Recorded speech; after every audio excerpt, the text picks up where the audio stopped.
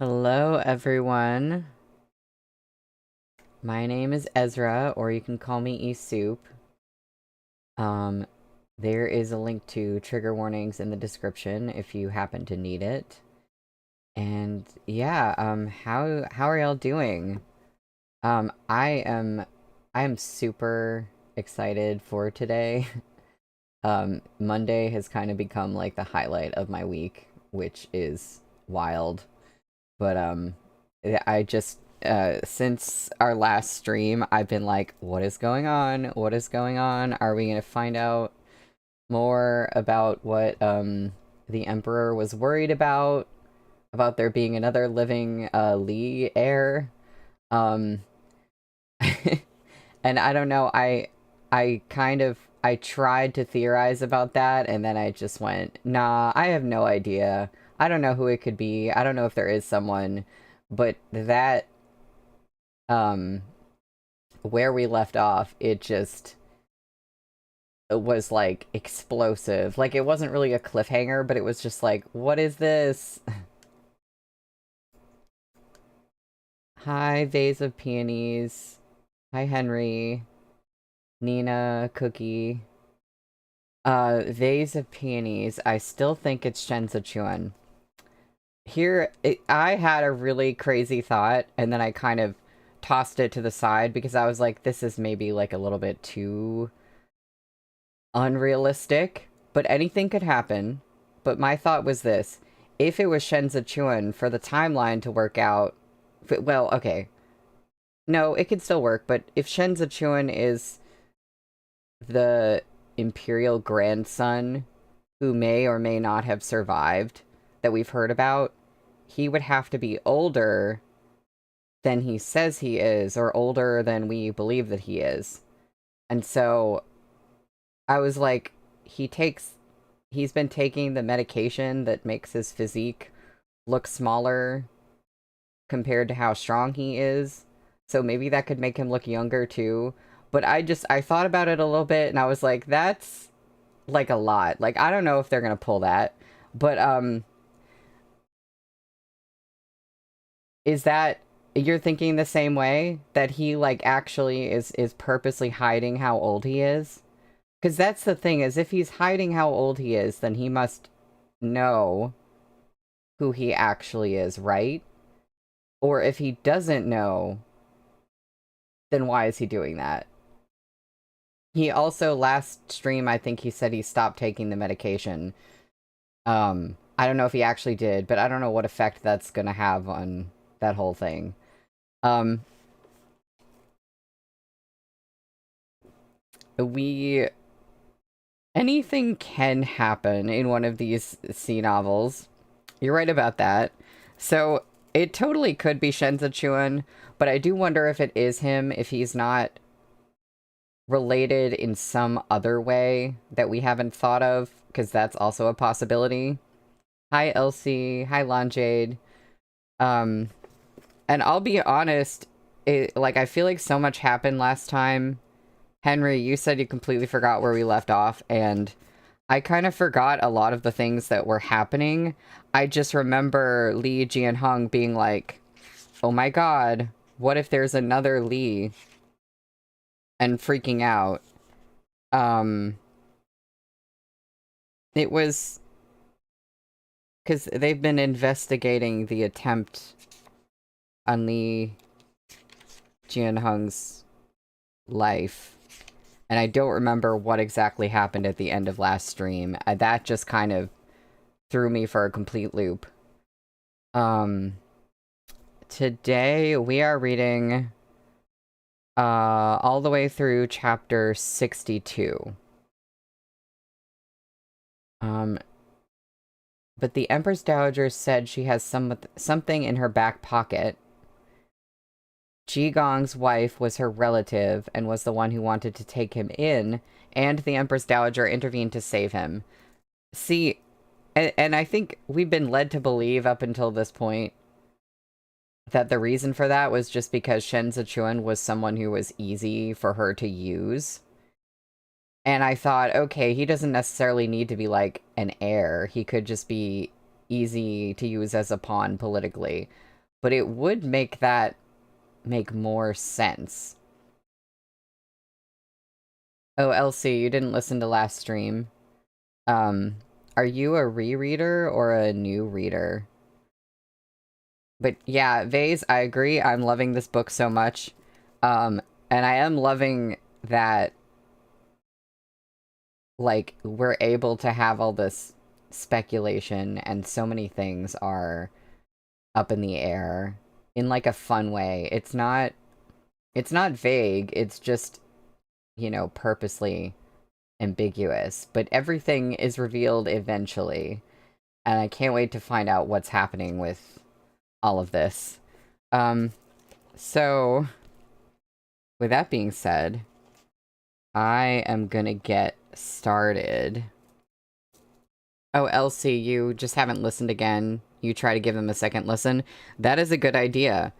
I had been better about this during the first volume. I would, like, reread after the streams, but I haven't really had time. So I haven't reread after the past few streams. And doing that definitely helps, just, like, to know what's going on.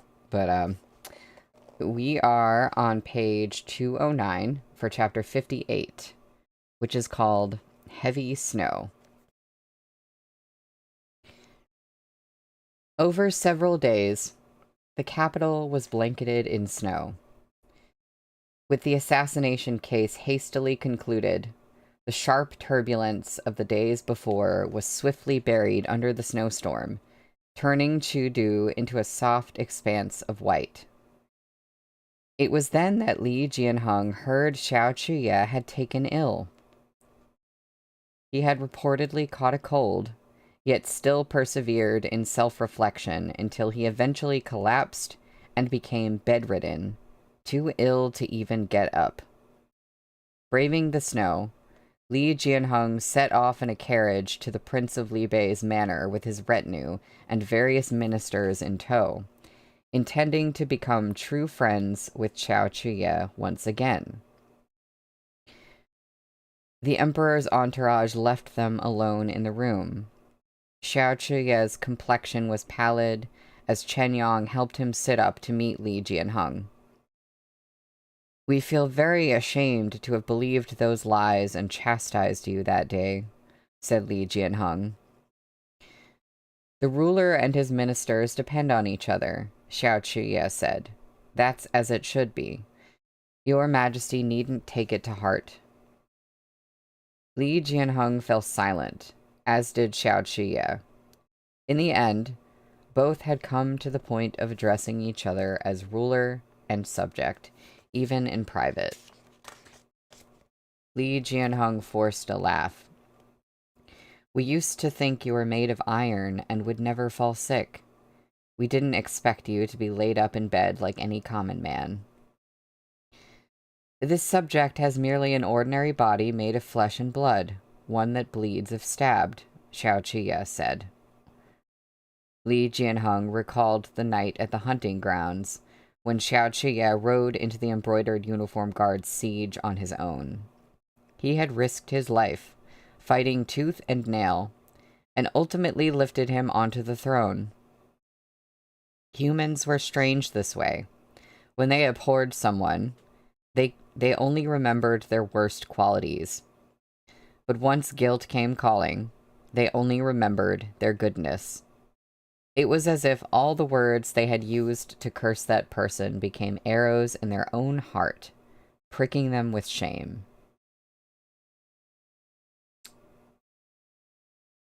I wonder if that's foreshadowing for how Xiao Chuye might feel about Shen Zichuan in the future, or vice versa. There were plenty of things Li Jianheng had wanted to ask Xiao Chuye, but as he sat there now, he didn't feel like asking anymore. As Xiao Chuye said, a body of flesh and blood would bleed. Then, what about friends that had grown apart? Sitting in this position isn't a choice I willingly made, Li Jianheng said eventually. Za'an, You don't know what it's like.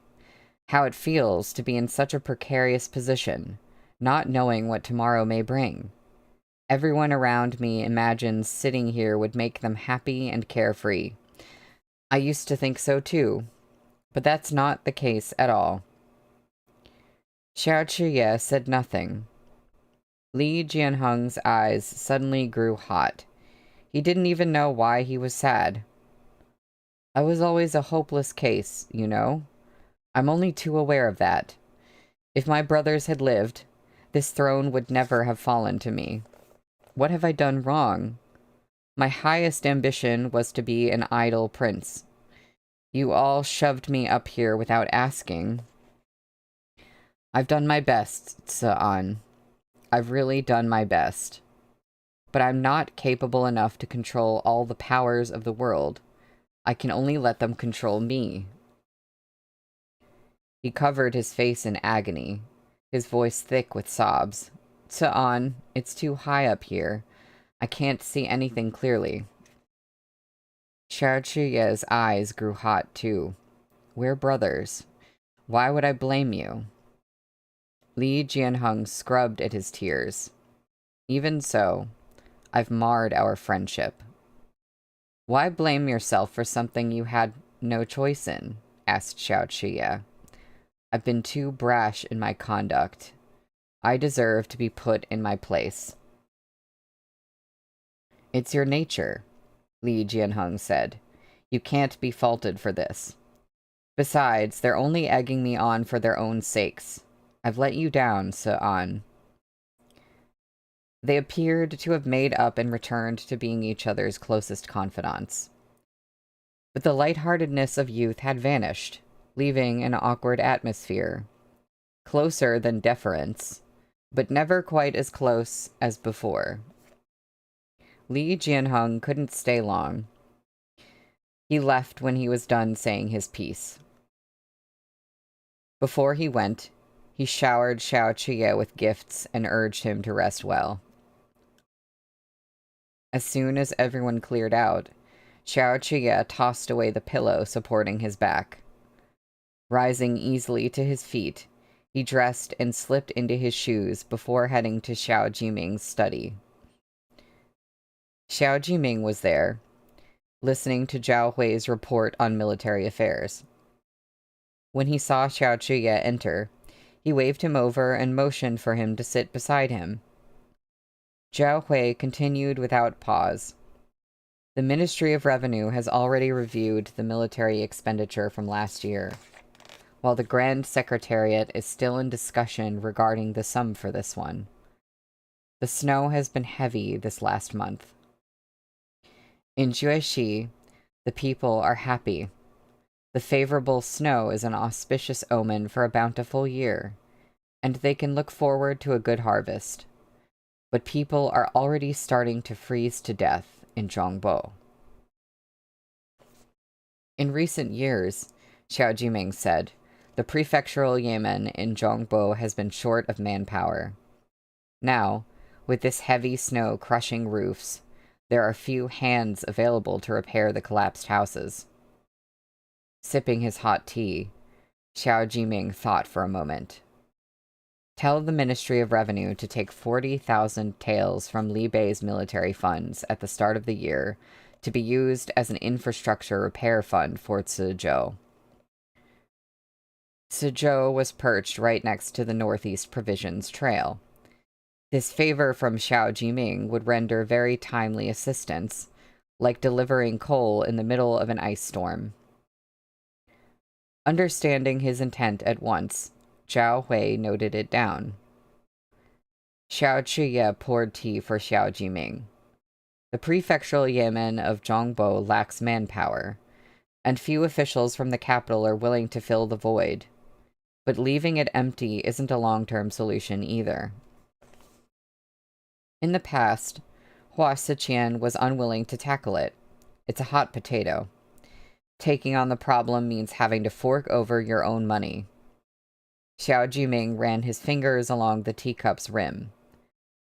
But Secretariat Elder Hai is in charge now. He will likely seek a suitable candidate for Zhongbo in this year's spring examination. Most of the newly minted officials are inexperienced and cannot command the necessary respect, said Xiao Qie. They could maybe make it as local, low-ranking officials, but as major provincial officials, they won't hold their own. Hai Liangyi will still need to pick a candidate out of the central administration.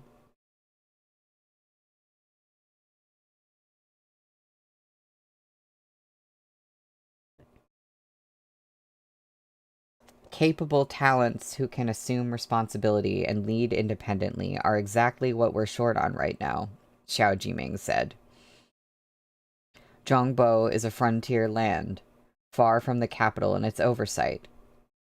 Under governance of the Shen clan, every kind of corruption thrived below the surface.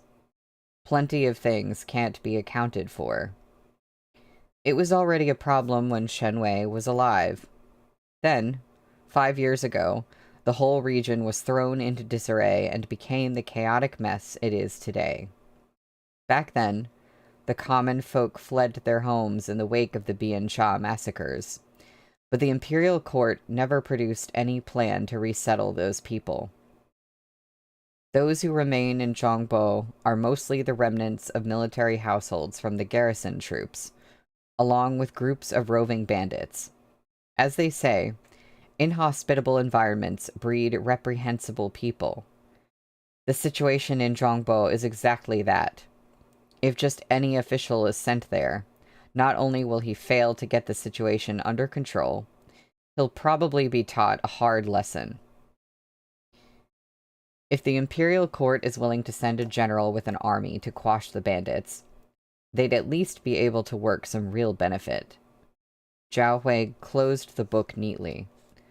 But considering how things stand in the Empire, they probably wouldn't dare. Of course they wouldn't dare. At present, Chu Du had the Li Bei armored cavalry to the northeast, and the Qidong garrison troops to the southeast, both massive military forces out in frontier lands. Holding them in check was already a strain. Taking the risk to send yet another army out would make the frontier even harder to deal with if the leader of those troops was conferred any title. But ignoring the plight of Zhongbo was no solution either. There had to be a compromise. That's a headache for the Grand Secretariat to deal with. Xiao Jiming set aside talk of military affairs and turned to Xiao Qie. How did it go on your end?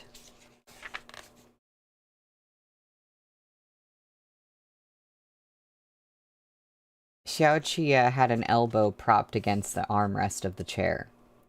He had wanted to prop up his legs, too, but after several attempts, he couldn't find a comfortable position and gave up.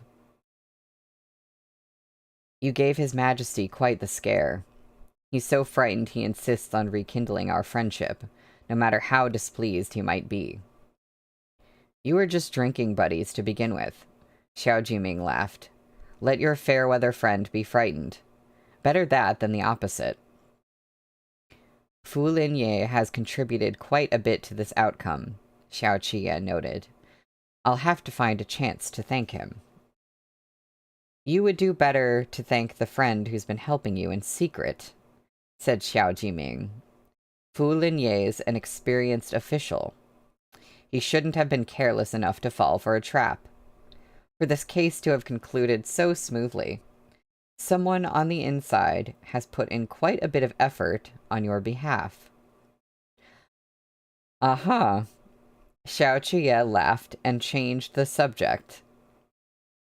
Where's Gujin? Call him in. I have orders for him. Xiao Jiming turned and motioned to Zhao Hui. Call them all in. I have orders too. Zhao Hui stepped out, and Meng flew in through the open door. He landed on the clothing rack, where the snow he shook off dampened all the clothes that had been hung to dry. The men appeared one at a time. Ding Tao barely took off his shoes before hopping in and rushing over to stand ramrod straight before Xiao Jiming. Chen Yang and Gu Jin entered more sedately. Shizi. Ding Tao held Xiao Jiming in the highest esteem. Flashing a mouth full of white teeth, he said, "Go ahead and give your command, Shizi. I, Ding Tao, will not hesitate to brave fire and flood for you." Huh. Xiao Qiye lifted his teacup. "Why have you never said that to Argongza?" "You're always throwing me out," Ding Tao said. "What wrong have you done to make Argongza throw you out?" Xiao Jiming asked lightly. "I haven't done anything wrong," Ding Tao chirped. "It's just that Argongza is always telling me to keep an eye on that."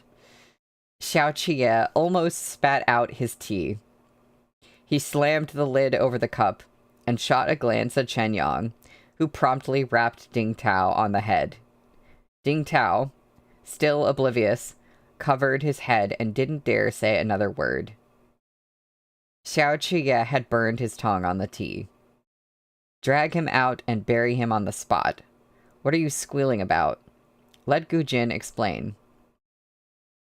Ding Tao protested. "I'm not..." Chen Yang covered his mouth, dragged him out, and dutifully began burying him in the snow. "What should I say?" Gu Jin thought to himself in a panic. "What the hell do I say?" At that instant, he saw Xiao Jiming was about to put down the teacup, so he dropped to one knee and respectfully took the cup from him before setting it on the table. "Careful, Shizi. It's hot," he blurted clumsily. Watching all this play out, Xiao Jiming seemed in no hurry to pursue the matter. His eyes roved over each of them until Xiao Qiye felt as if he was sitting on a pincushion. "What's the matter?" Xiao Jiming asked. "Is Argongza hiding someone in the manor?" "Of course not." Xiao Qiye denied it at once. "Daga, I'm not even betrothed. How could I tarnish a maiden's reputation?" Xiao Jiming gave him a long look. Xiao Qiye didn't know if his brother believed him, but at the very least Xiao Jiming dismissed the topic and gestured for him to continue. Xiao Qiye at last found a comfortable position and settled in. "I'm thinking of asking Gu Jin to look into Xiangyun Villa." Zhao Hui pondered. Xiangyun Villa is on Donglong Street. It's frequented by all sorts of characters. It won't be easy to investigate without alerting anyone. Does Argongza suspect Xiangyun? "There's definitely something we don't know about her," mused Xiao Qiye. "Wei Huaixing holds her testimony in his hands. Why would she offend me for no good reason?" "Shizi, someone said it was hatred born of unrequited love," Zhao Hui said to Xiao Jiming. "If she's your old flame, you must have a new lover," Xiao Jiming said evenly. "I've been in the capital for quite a few days. Why have I heard no mention of this?" "I'm just bored of fooling around, that's all," Xiao Qiye replied. "Nothing else to it." "Do you know you blink when you're talking?" Xiao Jiming said. "That means you're lying. What family is this maiden from? This has been much on the mind of your father and sister-in-law. If there is really someone you like, just tell me what's standing in your way. Whatever it is, we'll handle it." "There's no one." Xiao Qiye couldn't sit still any longer. He wanted to flee, but he didn't dare. No one. Really, what would I get married for? Just to ruin some girl's future? "Once you're married, you'll mature a little." Xiao Jiming had a sudden urge to pat his head, but it wouldn't do to diminish Xiao Qiye's authority in front of his subordinates. He lowered his voice.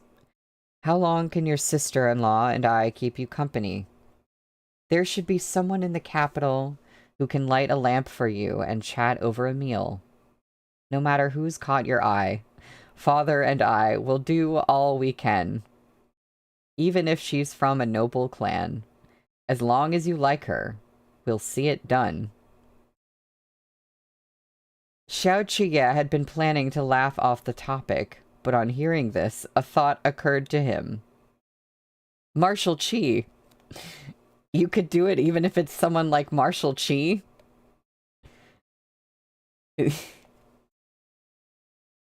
That's such a funny person for him to pick. I don't even know why, just... The expression in Xiao Jiming's eyes shifted. He wouldn't have expected Xiao Qiye to fall for someone like Qi Juyin. After a moment's pause, he managed, "Well, I won't object as long as she doesn't hack you to death first." Oh no. I hope no ramifications come of that. Henry, the butchest woman in the country, is a great cover for a gay man. Yeah. That night, as Xiao Qiye got into bed, he stepped on something. When he bent to pick it up from the woolen rug, he found it was a pearl used as a button.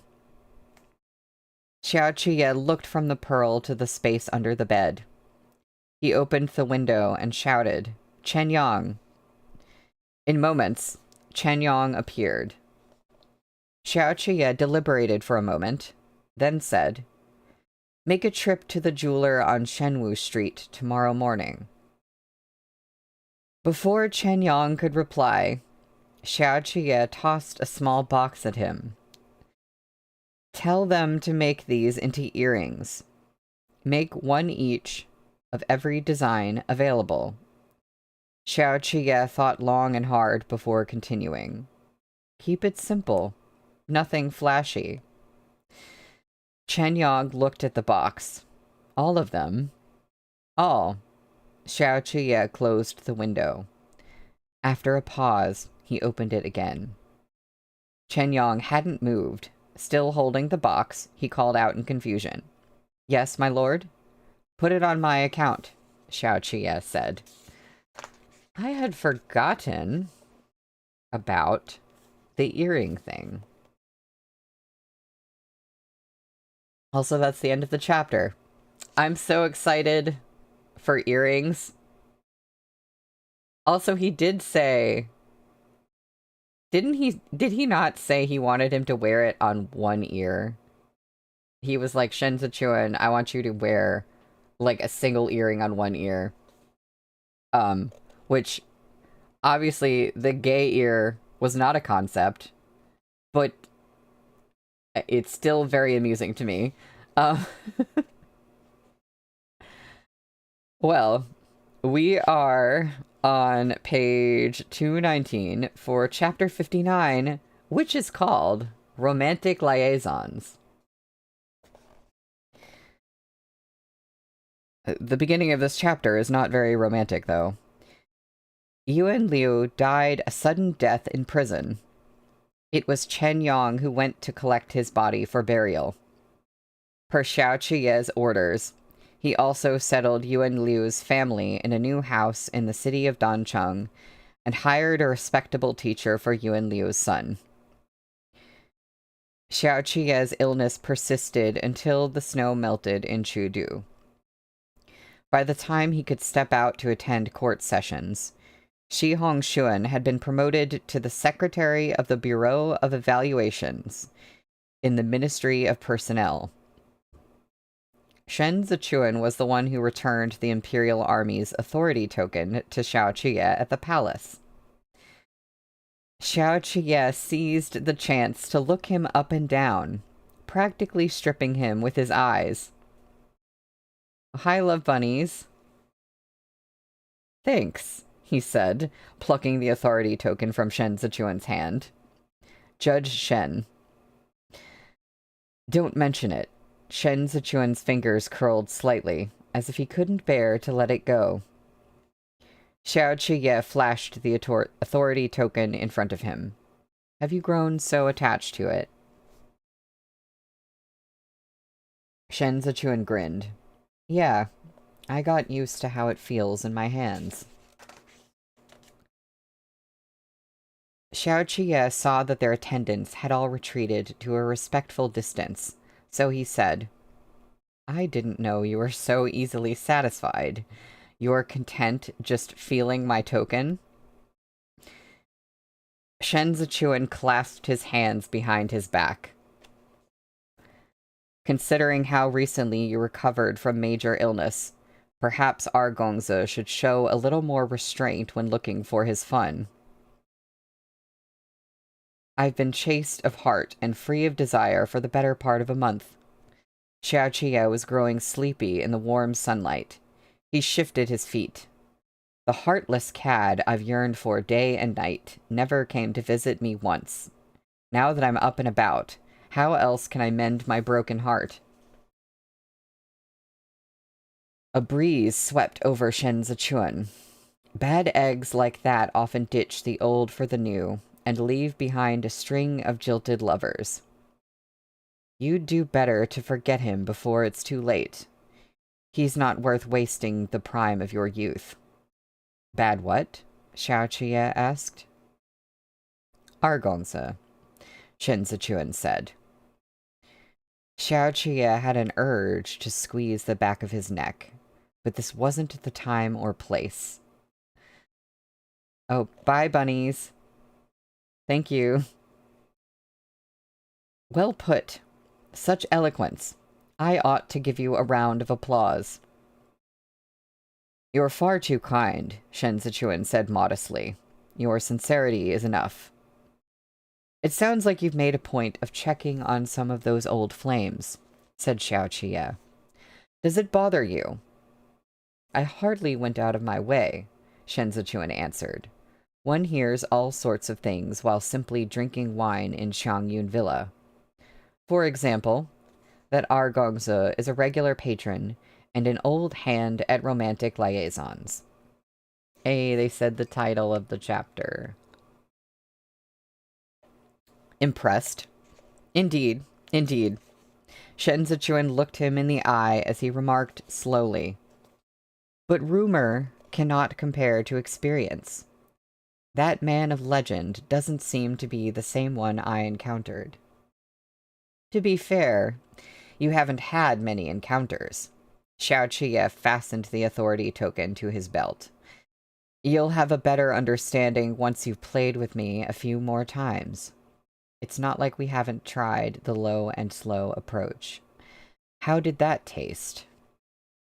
Shen Zichuan pursed his lips tightly. Xiao Qie grinned. Seems you still remember it. Then, do you also remember what you promised? To pass Xiangyun a message on your behalf, Shen Zichuan said. I'm to play matchmaker and earn myself a cup of wine at your wedding. Of course I remember.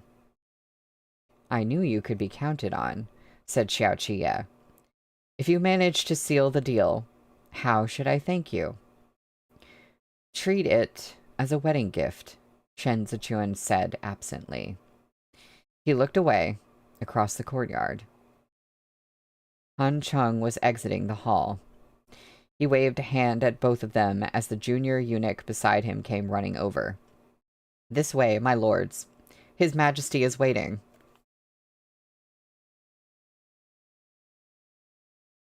Li Jianheng sat on the dragon throne as the ministers discussed official business. Spring was fast approaching, a time when the planting and cultivating of mulberry and hemp were important matters.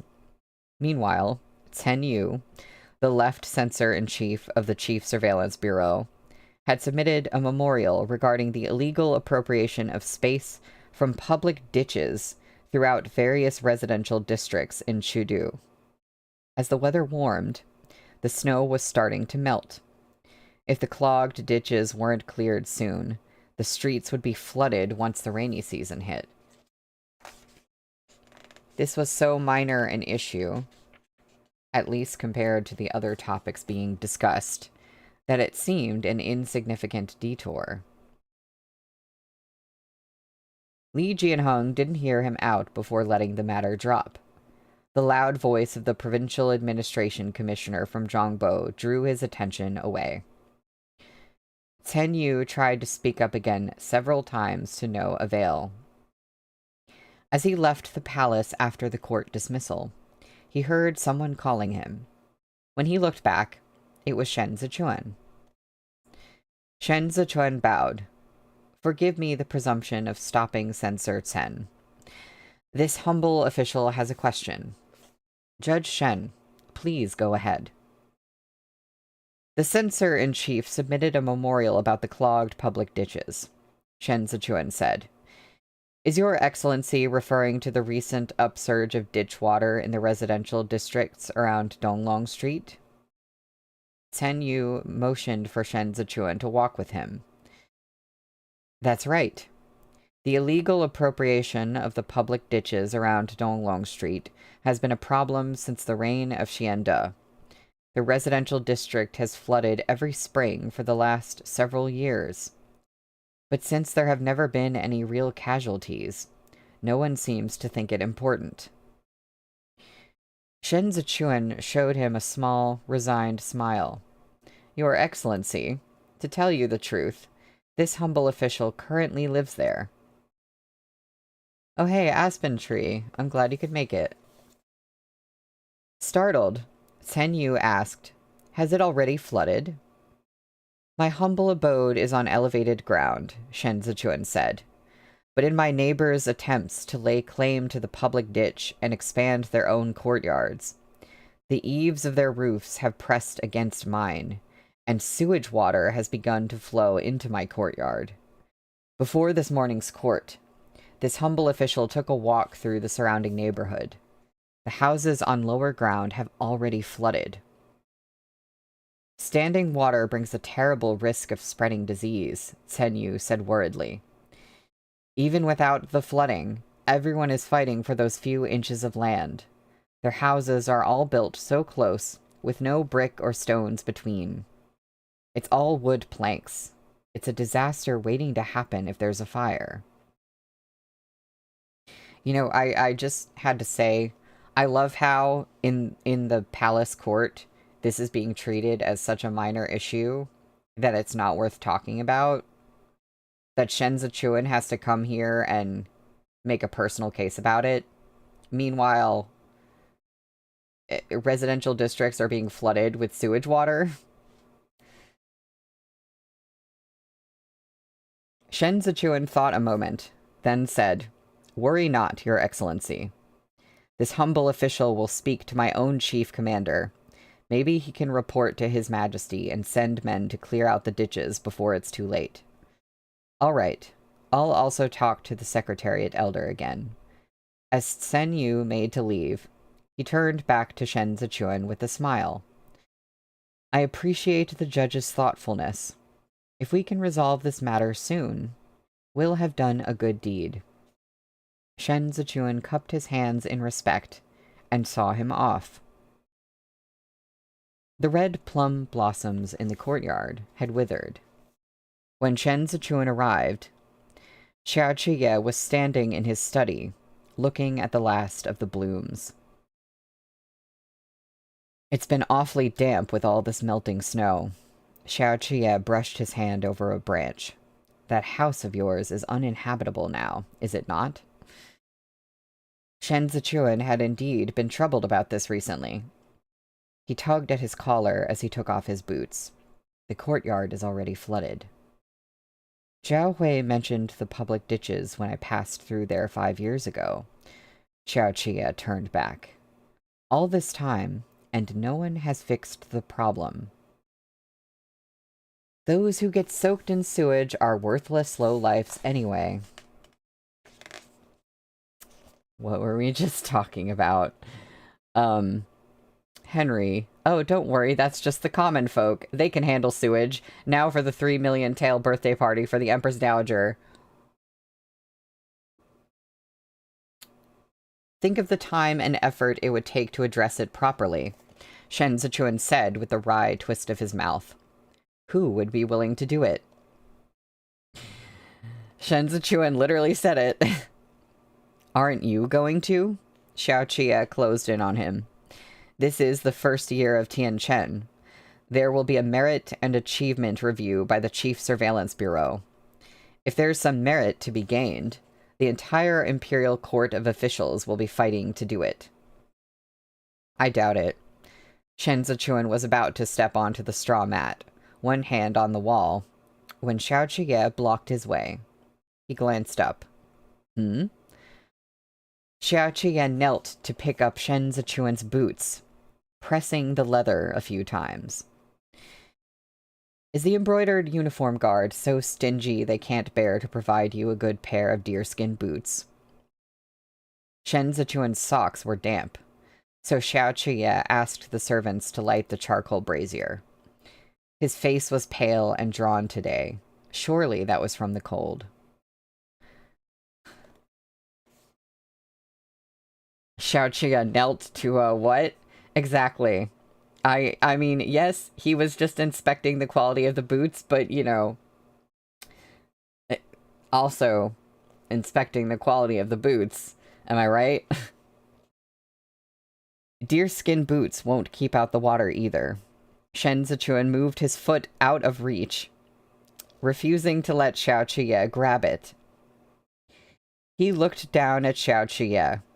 The low-lying areas on Donglong Street are all dirt-poor brothels. They're soaking in filthy water now. Xiao Qiye looked up from his squat. Those brothels aren't picky with patrons. They let anyone with a few copper coins do as they please. They can't afford to pay taxes and are in arrears year after year. The lower levels of the Ministry of Revenue who pass their days doing nothing but counting their own copper coins are a worthless lot, leaving them in the lurch like that. The residential neighborhoods have been submerged as well. They're used to waiting. They think it'll be fine once spring is over. Xiao Qiye got up. There are plenty of people willing to work, but those willing to do so for no credit are few and far between. I haven't eaten since the court dismissal. Let's have our meal together. The maidservant came over with a pair of thick wooden clogs for Shen Zichuan. Even after putting them on, he was still shorter than Xiao Qiye.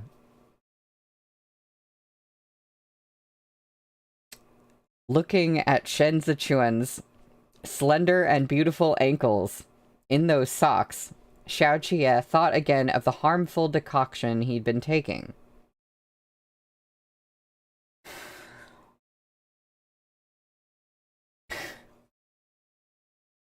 I don't see you putting on any weight in the new year. Xiao Qiye pushed the door open and led him outside. I'm so busy, I only sleep 4 hours a day. Shen Zichuan stomped lightly on the ground with his clogs. I thought the position of Southern Judge was an idle one. Who knew there'd be so much to learn about managing military craftsmen? If Shi Hongshuan can't keep you well, Xiao Qiye glanced over at him. Switch over to Argong's camp while you can. Then I imagine I won't get even 4 hours. Shen Zichuan followed him along the veranda. The remaining men in the embroidered uniform guard are mostly in grandfathered positions. They're following in their father's footsteps and rely on their ancestors to eat. The Imperial Army's benefits aren't worth much in our eyes. The spring thaw had left the courtyard wet as well. Xiao Qiye strode over a puddle and turned back to look at Shen Zichuan. Even in clogs, the hem of Shen Zichuan's moon-white robe would trail into the water unless he held it up. It was already dark. The pale and charming face of the moon hung high on the horizon, leaving their surroundings crystal bright and turning Shen Zichuan's reflection translucent.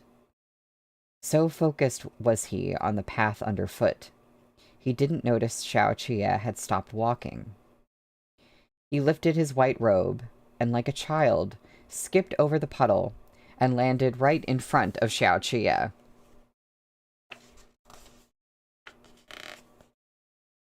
Yes, I do love Xiao Qiye kind of being the wife guy.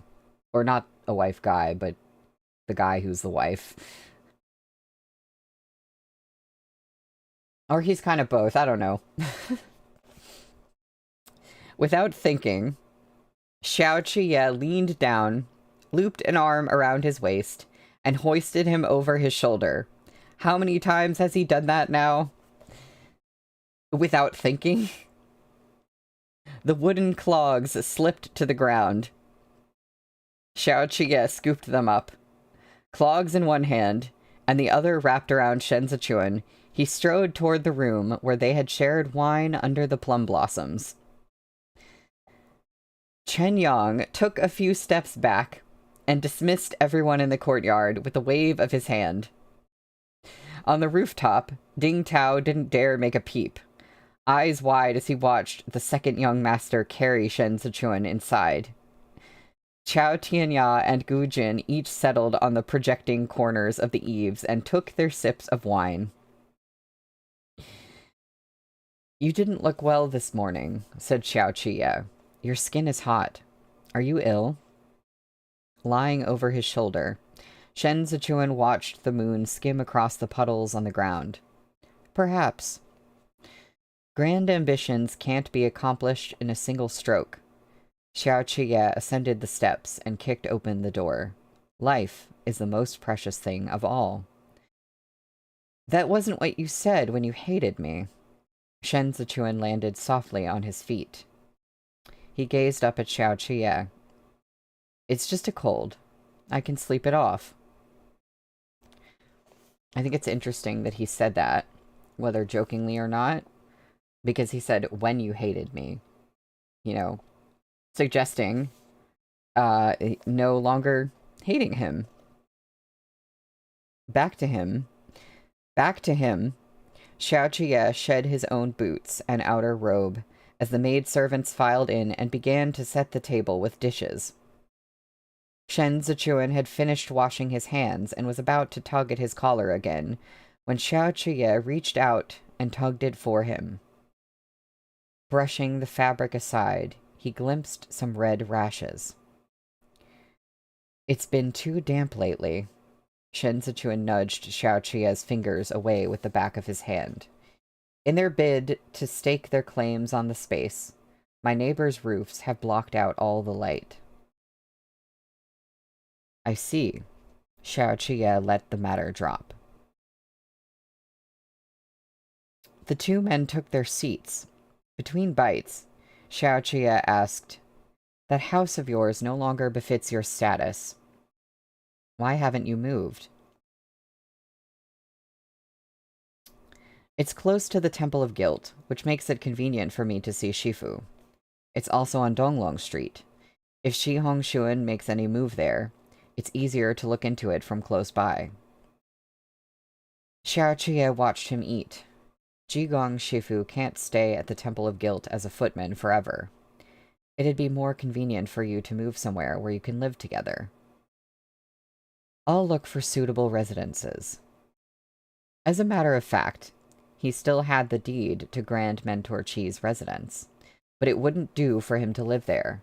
It would draw too much attention. Moving was simple in theory, but Shi Hongshuan's attentiveness made it difficult. He dared not put his master and teacher at risk. By the time they finished the meal, it was late, and a chill clung to the air.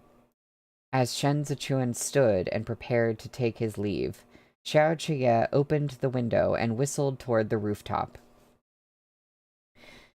3 guards and 1 Hmong poked their heads out in unison.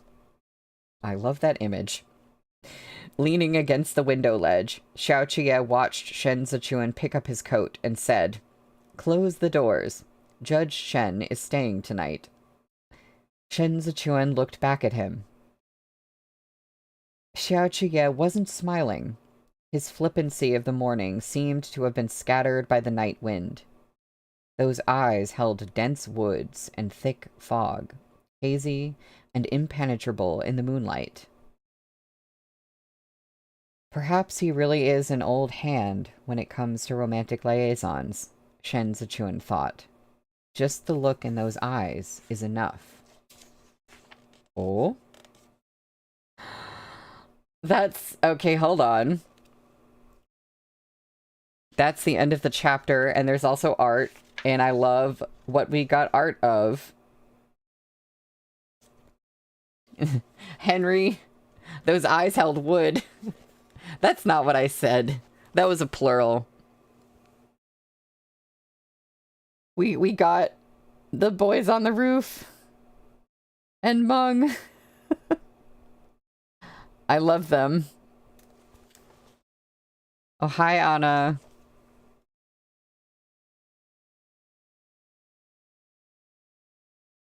Sorry, I'm just looking at the chat.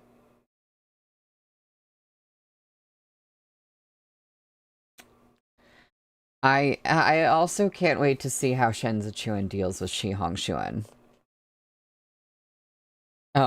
Henry, it's what Tong Joching said to me spiritually. Heard. Oh, Anna. I'm sorry you're late, but I'm glad you're here. You could always do the, putting it on 2x speed thing, if that works for you.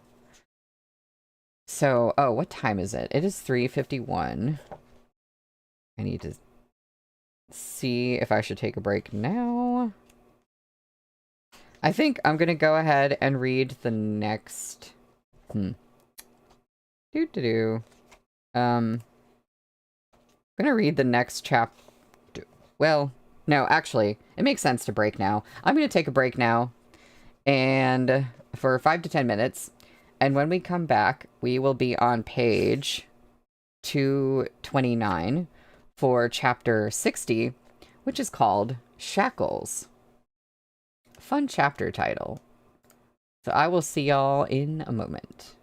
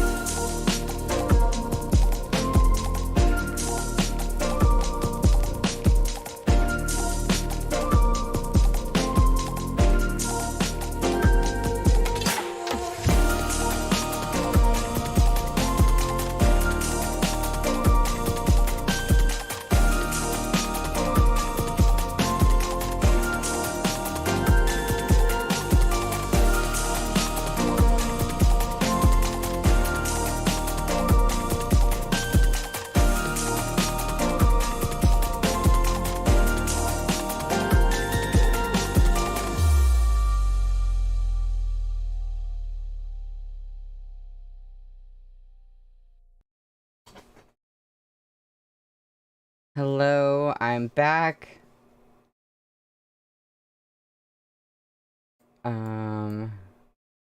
Elsie, I think you're totally right. You said Shen Zichuan strikes me as very conscious about the disadvantage of his low birth. He probably believes in using whatever or whoever he can and be ready to be discard anything and anyone. I can definitely see that. I think that's how he's been approaching Xiao Qie, and that's just, changing in some way over time, but for the most part, he is just like, I have to be ready to use anyone because, like, how else can I have power? And Phase of Peonies, that thing you said about the quote about Xiao Qie wanting to go home as himself, if we're right about Chen Zichuan, that could have been more meaningful, that he understood that. That is really interesting. Yeah, I agree with you.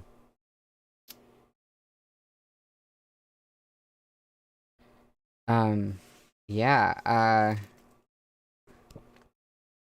so I'm really excited to get back into this. Um, see, this chapter being called Shackles could mean so many different things in this moment, and I'm so curious. Like, there's metaphorical shackles of, like, the positions that Xiao Qie and Shen Zichuan in, but then, could be some kinky stuff too. I don't know. Um, but we are on page 229 for chapter 60, which again is called Shackles.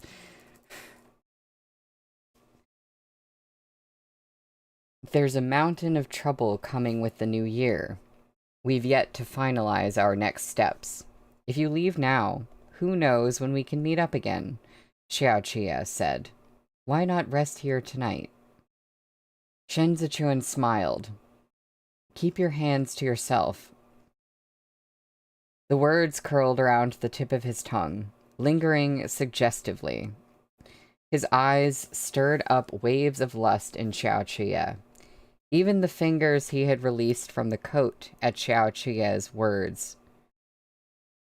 Even the fingers he had released from the coat at Xiao Qie's words plucked at the strings of desire.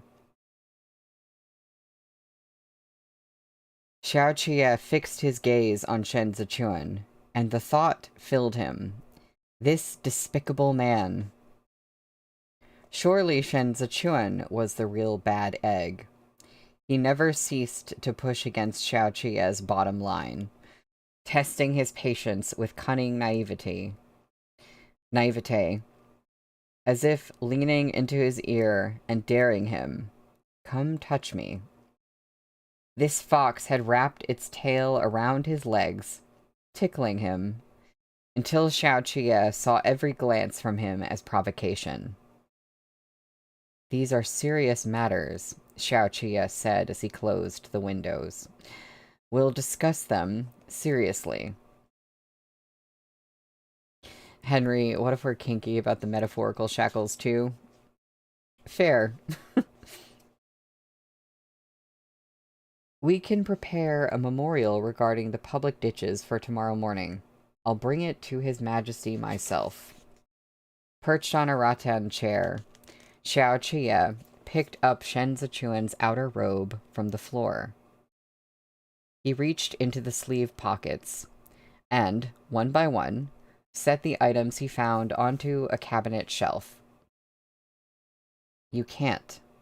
Shen Zichuan sank deeper into the bath and thought a moment longer before continuing.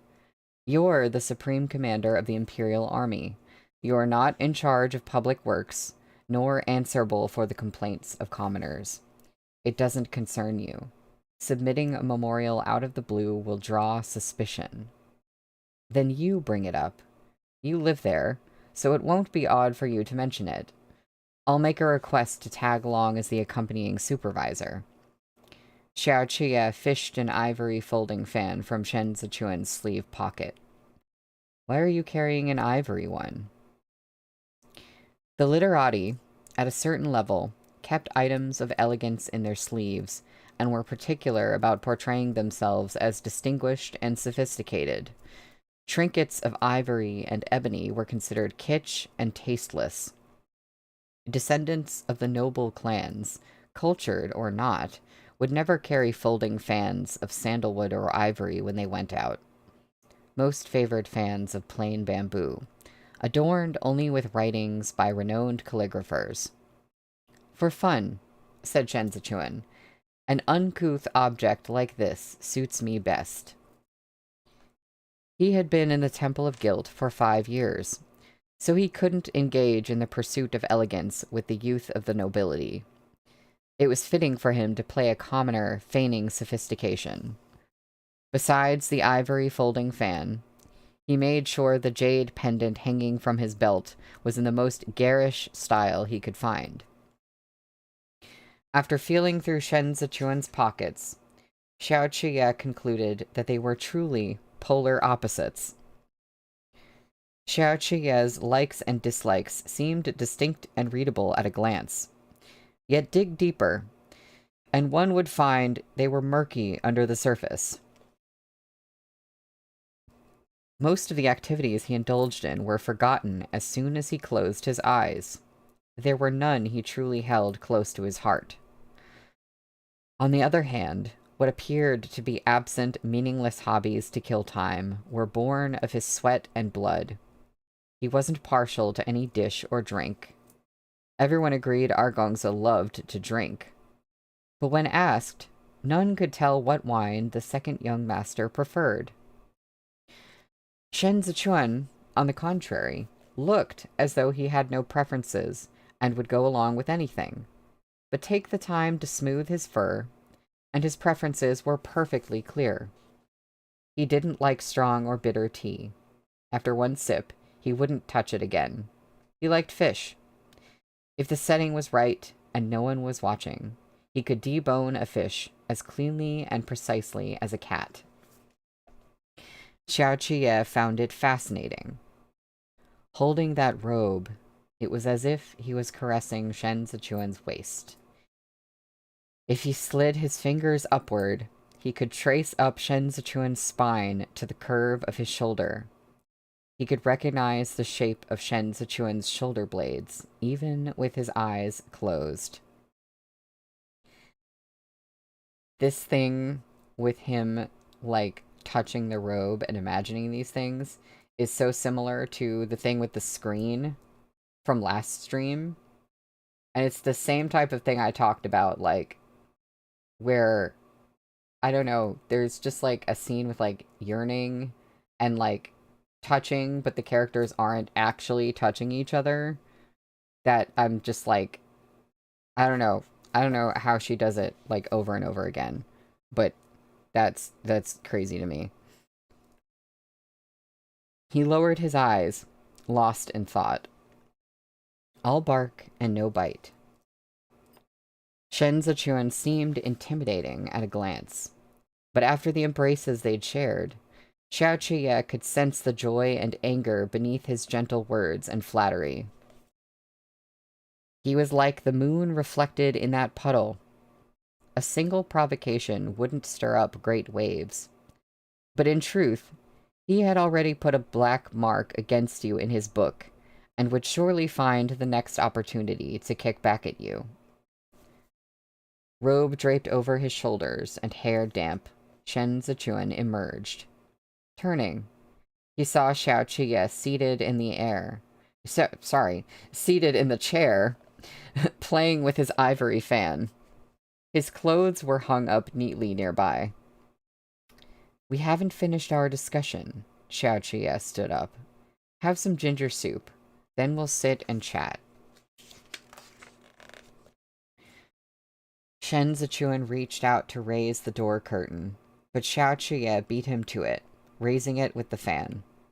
They stepped out to the inner chamber. Most of the lights had been extinguished, leaving only a single glazed lamp still lit. After draining the bowl of ginger soup, the feverish warmth Shen Zichuan had felt in his cheeks seemed to recede. Although he had been fine most of the day, his head now felt heavy. Shi Hongxuan has been transferred to the Ministry of Personnel. The assessment for officials is around the corner, and he's in the Bureau of Evaluations, Xiao Chiya said. He can interfere with the performance reviews. Was this your idea?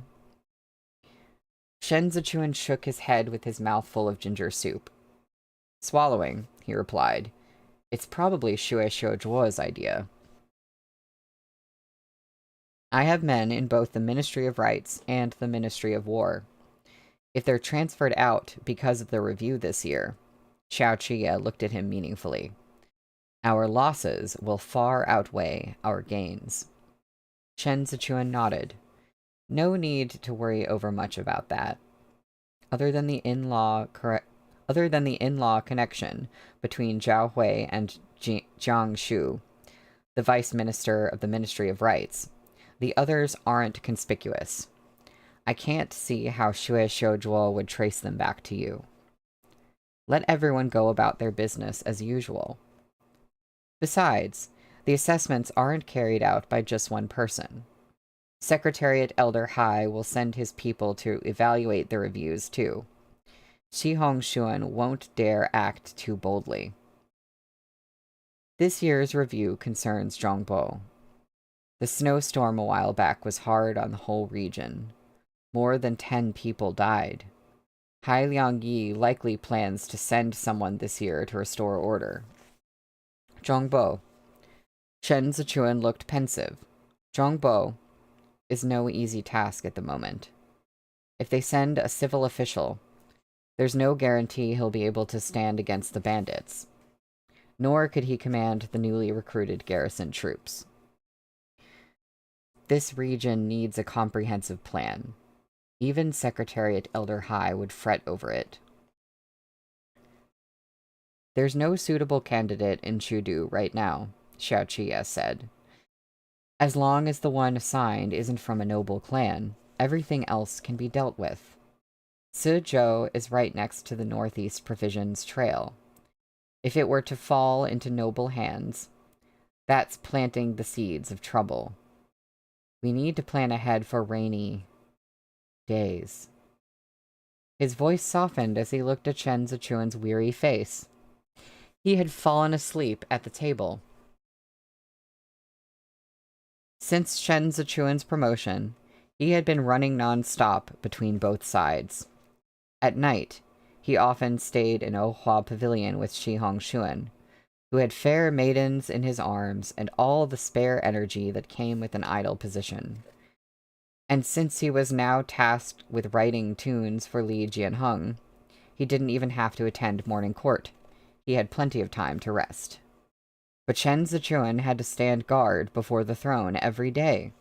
He got no sleep at night, and spent his days dealing with military craftsmen of all sorts. When he had additional assignments, he was even busier, to the point he scarcely had a moment to eat. He had neither time nor attention to worry about his residence on Donglong Street, starved of light from the protruding edges of his neighbors' eaves. Only yesterday, he had realized his courtyard was flooded, and the bedding in his house so damp it was impossible to stay there. While he could send Chao Tianya to the temple to stay with his Shifu in Xiancheng, he himself couldn't risk it. Never mind gaining weight after the new year. He looked thinner now than ever. Xiao Chiya watched him for a long moment, then reached across the small table to stroke Shen Zichuan's cheek. His skin was alarmingly hot. Medicine had yet to be applied to the rashes on his neck, but Xiao Chiya was hesitant to disturb him. But his touch woke Shen Zichuan, who forced himself to focus. We do have to plan ahead for rainy days. As for the heir of Li Bei... Xiao Chiya leaned down.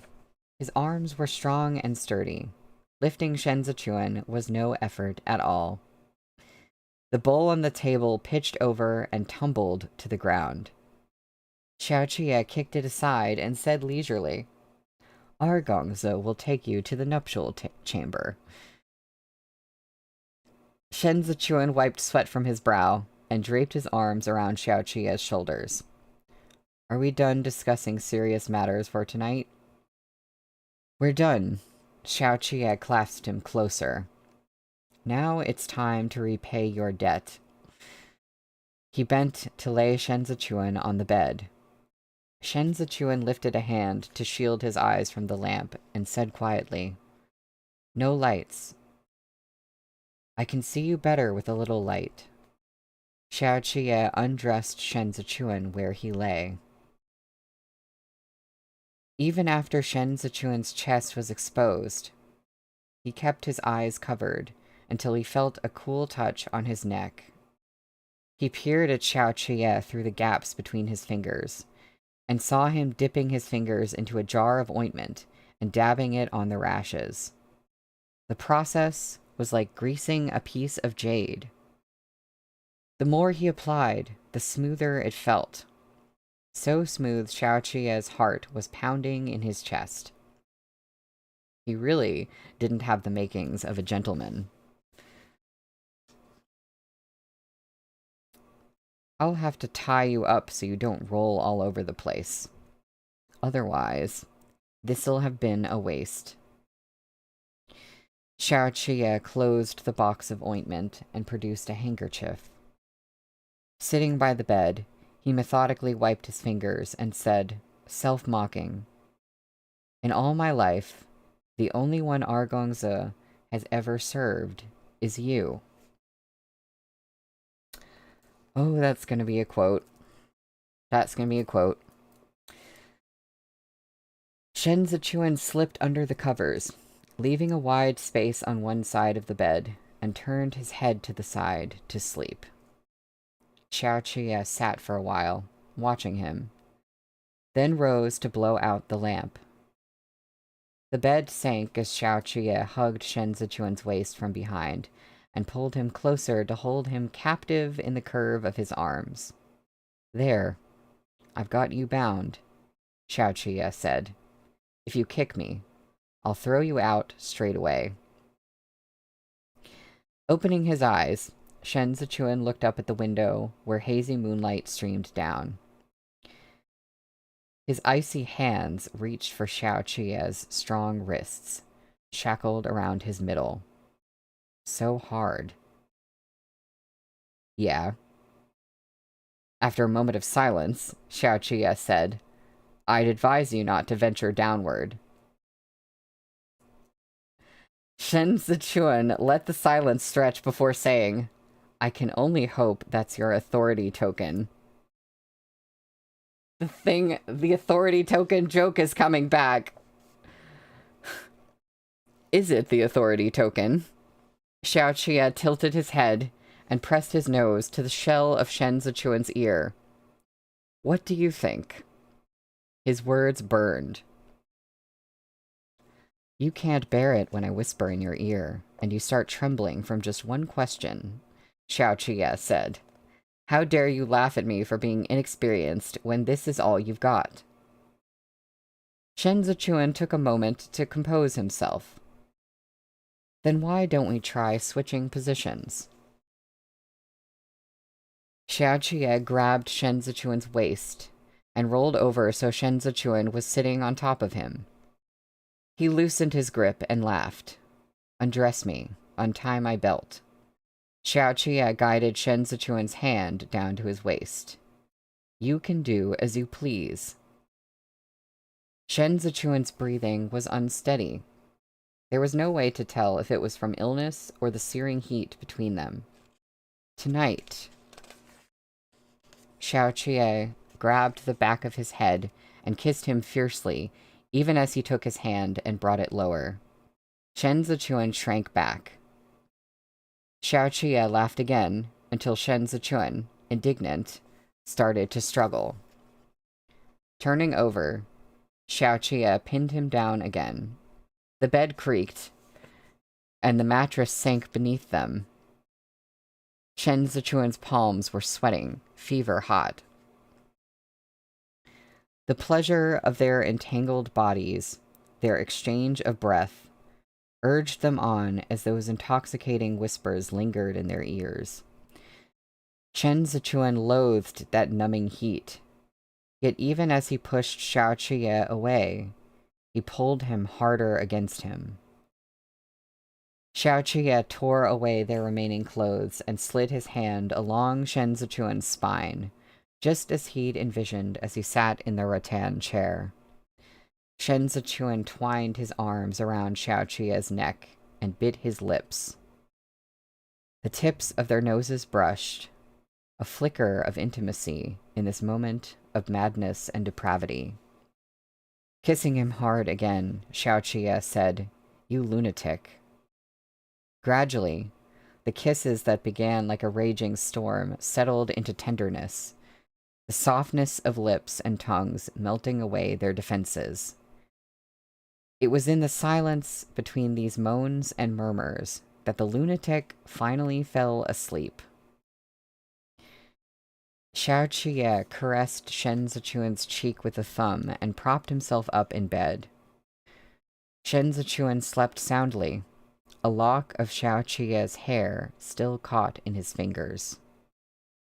Xiao Qiye leaned down and studied him, his thoughts racing. Desire is a shackle. Xiao Qiye had invited Zuo Qianqiu to Chudu to ask his Shifu one question. Can desire be conquered? But in the end, he never asked it aloud. He already knew it was a question Zuo Qianqiu couldn't answer. The only one who could answer it was Xiao Qiye himself. Everyone said he'd been born at the wrong time, but he was already here. Having desire wasn't his fault. He was merely human. His name was Xiao Qiye. He seemed the polar opposite of Shen Zichuan. Yet in truth, they were the same. In all the world, the only one who understood Xiao Qiye's suffering without any words was Shen Zichuan. This was something both had known with certainty since their first kiss.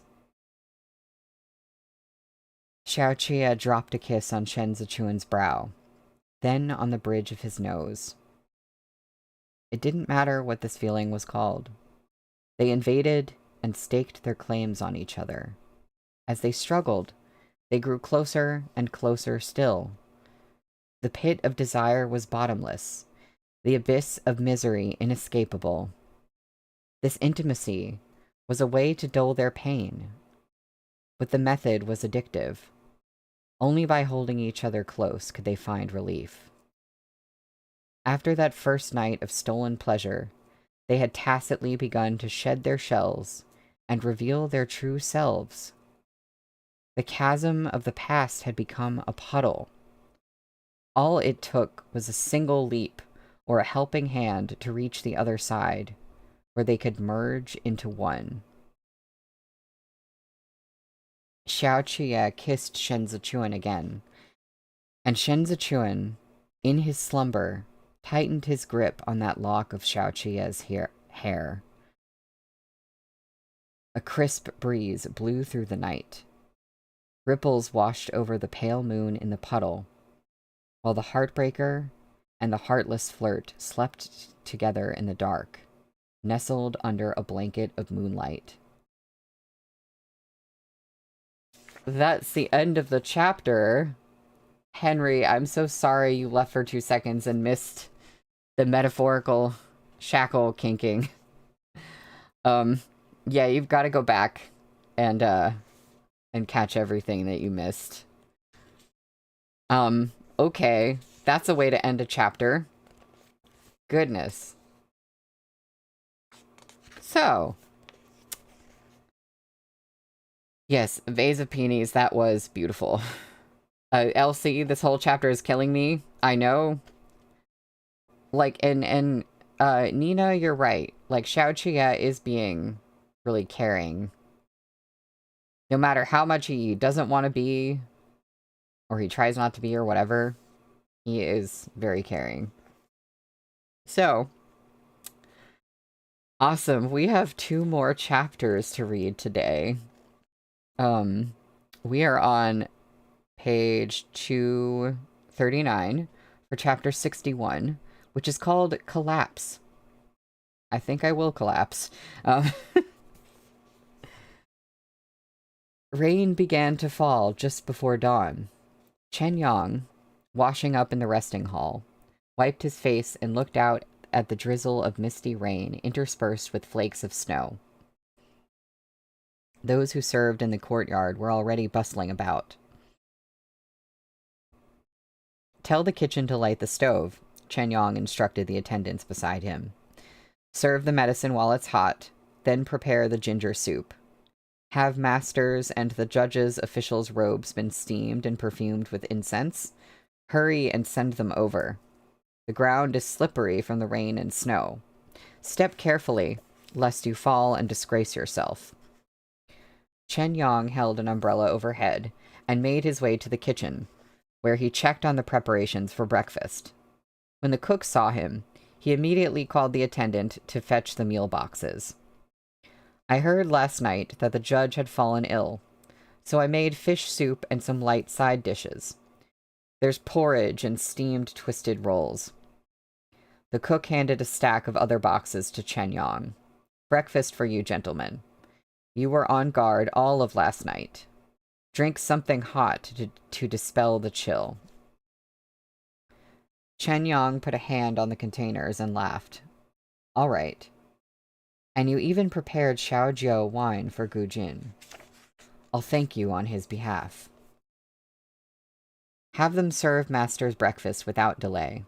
I'm heading over to attend him now. The cook saw him out. Chen Yang turned down any help from the kitchen assistant and hurried back into the courtyard under the safety of his umbrella. No servant was allowed to touch the daily meals of the personal guards out of sight of the cook. The guards took turns to collect them personally. This was a strict rule established all the way back in Libei. Chen Yang arrived at the courtyard and called down the others. They stood and ate together. Mouthful of steamed bun, Ding Tao looked toward the house. Master is up. Is the carriage ready? Gu Jin asked. It's a little late today. Chen Yang nodded. I didn't expect the weather today. Master will still get rained on later when he's registering his attendance and standing by at the palace. The Lord Judge's cold is bound to linger. Does he not plan on taking a leave of absence? Who is he asking? Gu Jin and Ding Tao exchanged a glance, then turned as one to Chao Tianya, who had shown up for the free meal. Chao Tianya gulped a huge mouthful of porridge and held up a finger. The other 3 said in unison, Swallow first. He swallowed, then explained, He won't risk even a single day off. My master is still a newly appointed official. How would he dare take leave when the senior officials above him are still hard at work? He can't be busier than the chief commander, can he? You embroidered uniform guard are terrible, said Ding Tao. You have to talk about seniority even when falling ill. There's nothing we can do, replied Chao Tianya. Everyone, above and below, is watching him. As the 4 of them ate and chatted, the door to Xiao Chia's chamber opened. Maid servants began to move in and out with serving trays in hand. The masters were awake. After a full night's sleep in Xiao Chia's arms, Shen Zichuan's fever had broken. He was drenched in sweat, but the rash on his neck was still red. Xiao Chia had already dressed. Seeing Shen Zichuan stir lethargically, he laid a hand against his forehead and said, There's medicine on the table. Drink it while it's hot. Slipping into his boots, Shen Zichuan got out of bed to drink the medicine. They stood back to back, dressing before the mirrors, as the sound of cloth rustled around them. Shen Zichuan fastened his belt and pushed the window open to peer up at the sky. This rain came at a bad time. If anything happened last night, we would have heard about it. It's not too late to hurry and unclog the ditches today. Xiaoqia came closer, stepping out of reach of the maidservant behind him, who was trying to fasten his crown. Shen Zichuan reached out to take it. Xiaoqia propped his elbows on the window ledge, and Shen Zichuan put it on for him. Eyes met eyes. Smells bitter, Xiaoqia said. If you come closer, Shen Zichuan said, the bitterness will be even stronger. The maidservants bowed low, not daring to make a sound. Xiao Tianya was holding up an umbrella as they stepped out the door. Shen Zichuan descended the stairs, but hadn't yet crossed the courtyard when he saw Tantai Hu hurrying over. Tantai Hu looked less than pleased to see Shen Zichuan, but still bowed a greeting before rushing up the stairs. Lao Hu, Chen Yang approached him. What's the matter? Xiao Qia had already stepped into the courtyard. Gu Jin draped his overcoat over his shoulders, as Xiao Qia looked at Tantai Hu without a word. Supreme Commander, Tantai Hu dropped to one knee. Urgent word from the Donglong Street Patrol Squad. Ohua Pavilion has collapsed. Shen Zichuan halted his steps and waited for Tantai Hu to continue. Tantai Hu wiped rainwater from his face. It collapsed on the second young master of the Shi clan, but more importantly, His Majesty was inside too. Xiaoqia's gaze was piercing. Above, the rain and snow seemed to fall harder. I'm gonna take a scene break to say something.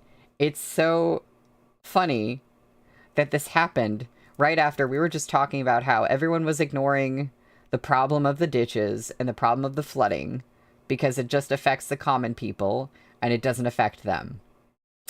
And now, look what happened.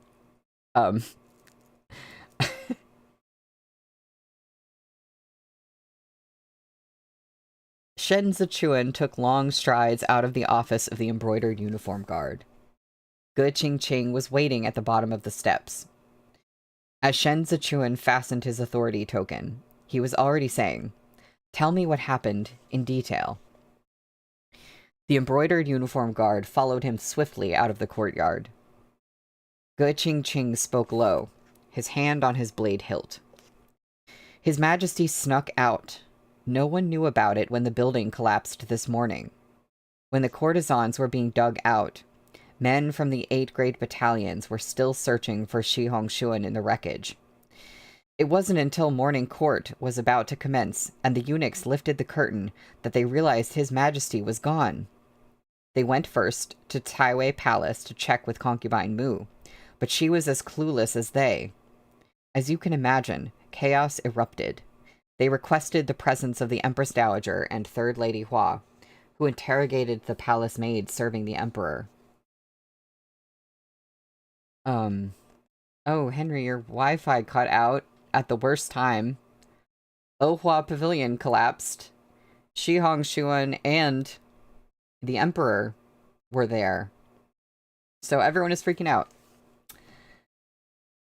That's when they found His Majesty had disguised himself as a eunuch and insisted on going to Ohua Pavilion with Shi Hongshuan last night.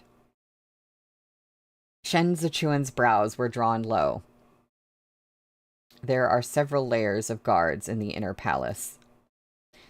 Without help, he wouldn't even make it out of Mingli Hall. That's the odd thing. Ge Qingqing lowered his voice to a whisper. During my investigation, I heard the guards say no one came in or out of his chambers all night. Shen Zichuan watched, detached, as the 8 great battalions marched past in formation. His expression remained unchanged. He had hurried the entire way in the rain. No one dared even hold up their umbrellas at the moment, lest they look more concerned with their own health than the Emperor's. Dark clouds shadowed the face of every official, as somber as if their own parents had died.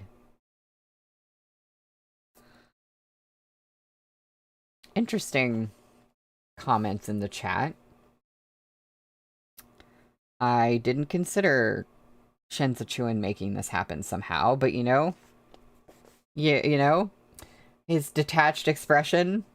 Right, the cut to Shen Zichuan's expression detached. I know he did this. Henry, I think you might be right. And again, I have to ask, how the heck is he doing all this? What is this game of 5D chess? Hai Liangyi and Xiao Qiye stood before the rubble that had been Ohua Pavilion. Its collapse had brought down half the street of closely clustered buildings with it. The sewage in the gutters had overflowed in the downpour, and all of Donglong Street reeked to high heaven. No one could pass without wading through the swill. Pan Xiangjie, the Minister of Works, was the current head of the Pan clan, one of the 8 great clans. Although he shared the same surname as Pan Rugui, that was where the similarities ended. A eunuch, no matter how powerful, was nowhere near a noble minister's league. Pan Xiangjie was the same age as Hai Liangyi. He had never dared commit any major blunder in his post. Knowing he would never climb to the heights of the Grand Secretariat, he had always been careful and prudent in hopes of a peaceful retirement, especially since his son was already Vice Minister of the Ministry of Revenue. Never had he expected to wake up that morning to the sky falling in. He swayed on his feet, so overcome with anxiety his hands were trembling. It was all he could do to urge repeatedly, "Hurry, hurry up and dig. His Majesty is still inside." The rain seemed to have washed all expression from Hai Liangyi's face. He had never thought Li Jianheng's mind so addled, that he would go so far just to play. Several times, he wiped rainwater from his eyes as though wiping away tears. Turning to Xiao Qiye, he said, "Dig. Get His Majesty out first." Xiao Qiye unfastened his overcoat and waded through the muck to take a closer look. The current commander of the 8 great battalions was Han Cheng's younger brother, Han Jin, who had rolled up the legs of his trousers and lifted the hem of his robe to follow Xiao Qiye down. "Supreme Commander," Han Jin shouted through the rain, "the base of the building has been hollowed out. We can't dig down there."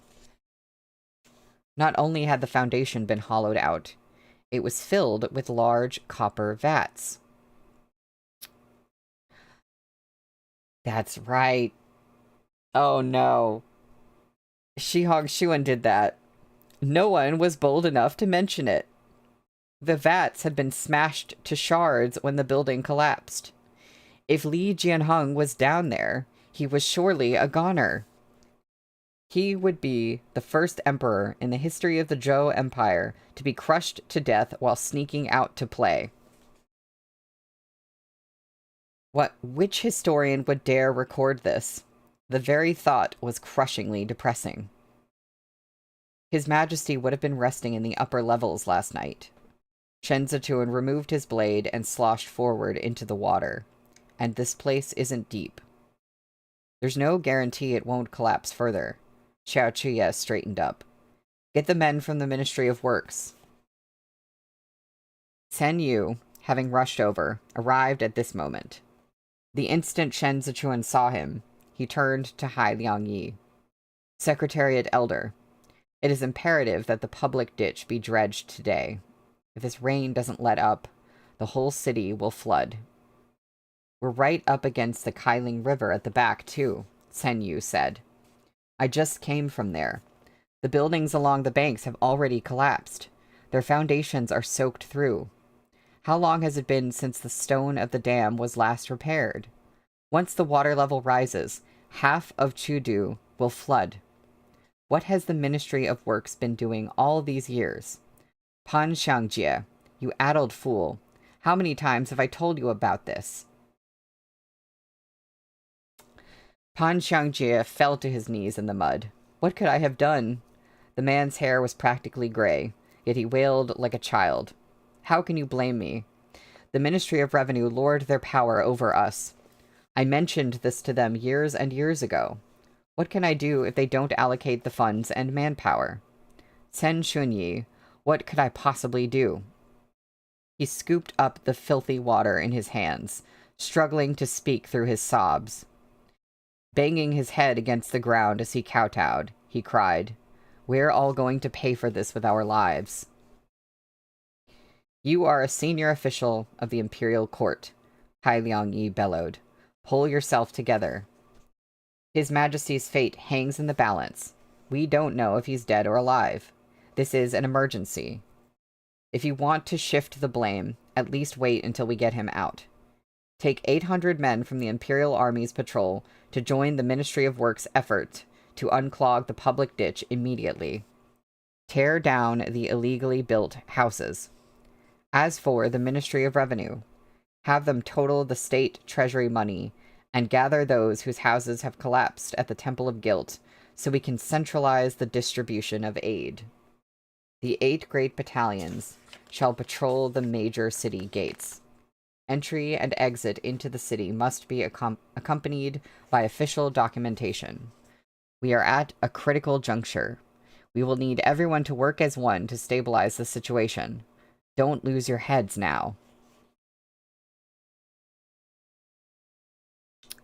Hai Liangyi turned to Shen Zichuan.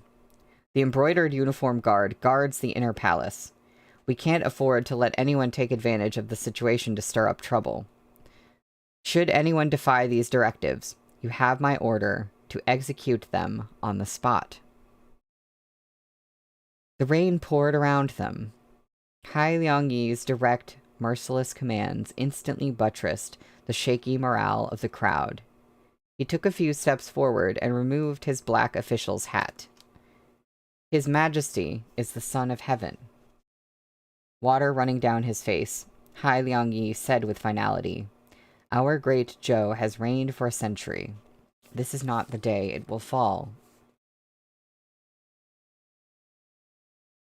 Li Jianheng lay face down beneath the broken lumber.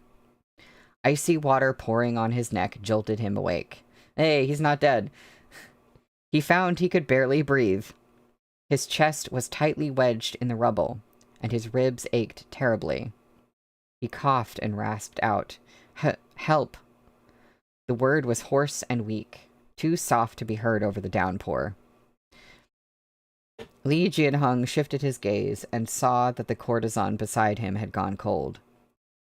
Her ghastly pale flesh was squashed between broken walls, the splayed strands of her hair tacky with blood. Li Jianheng began to tremble. He could no longer recognize this as the beautiful woman who had clapped and danced for him last night. "Help," Li Jianheng struggled to say, his head hanging. "Help." Choking coughs rang out below him. Shi Hongxuan was half submerged, his torso horrifically bent backward. He had crashed down right on top of the copper vats, and his back was bloody and mangled. Gasping for air, he said, "Your Majesty, stop calling. They can't hear you." Can't believe he's literally smashed on the copper vats that he put there. Li Jianheng was beside himself with horror as he elbowed at the broken pieces of lumber, all in vain. He'd lost one of his shoes, and he was so cold his face was bloodless. No. Someone will definitely come to save me. Of course, Shi Hongxuan chuckled quietly. You're the Son of Heaven. What are you laughing at? Li Jianheng demanded. Shi Hongxuan spat sandy mud. This thing called fate.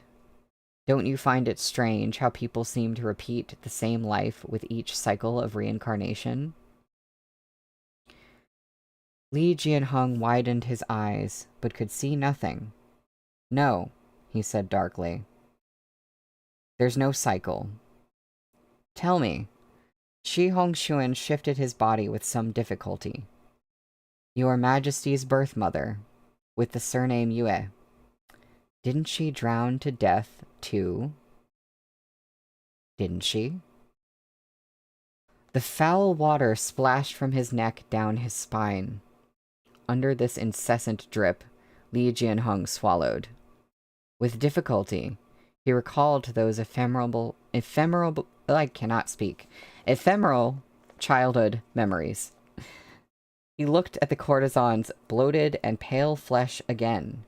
This time, he seemed to see his mother there beside him. The woman's face was pressed into the swill bucket, her fingers having clawed at the ground until they were bloody stumps. As water splashed on his face, Li Jianheng saw her ghastly white neck, her pallid arms. Henry, you are so right. The Jimu parallels are for real. Like, being crushed under the weight of things and all these dead bodies around you.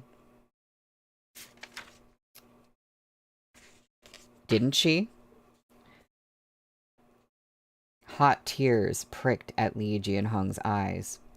He frantically covered them with his hands and shouted, "Shut up! Shut up!" Shi Hongshuan fell silent. But Li Jianheng didn't want to be next to the corpse any longer. He cried and cursed, hurling abuse and profanities. "Don't mention her. We are the supreme ruler on the imperial throne.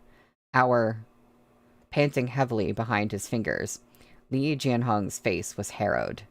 Our mother is the Empress Dowager." Well, that's a sore topic for him, I guess. We're on the last chapter for today. Page 249 for chapter 62, which is called Family Background. Li Jianheng never spoke of his birth mother to anyone. This subject was his nightmare. His mother had no formal title, and was merely a lowly palace maid. The official records had her surname shoddily listed as Yue, and that was all there was. Not long after Li Jianheng was born, the Xiande Emperor's birth mother, Lady Lu, brought the babe into her palace. However, the only care he received there was being fed and clothed. At the age he should have begun schooling, no one gave him a thought. Thus he grew up ignorant and incompetent, and spent all his time playing with eunuchs. He had no mother, only a wet nurse responsible for his daily care. His nurse was the arranged partner of the Xiande Emperor's personal eunuch. She recognized power and little else, and as a result, mistreated Li Jianheng where she could get away with it. Every day, she dressed him up enough to appear presentable, yet he often woke up hungry in the night, back in the privacy of his room. Once, Li Jianheng mentioned this to his older brother, and the Xiande Emperor threw a fit at his personal eunuch, who then went home and beat the nurse. From that day onward, the nurse gave Li Jianheng nothing but cold food and the cold shoulder. She never hit him, but had a tongue so sharp Li Jianheng never dared mention his treatment again. Before he learned how to speak a whole sentence, he already knew a plethora of vulgar insults. His nurse told him his birth mother was a cheap whore of the palace. Because of her illicit pregnancy, the lady she served kept her inside to convalesce. In reality, she was kept indoors for years, constantly plagued by illness. Even then, she secretly wished to one day meet her son.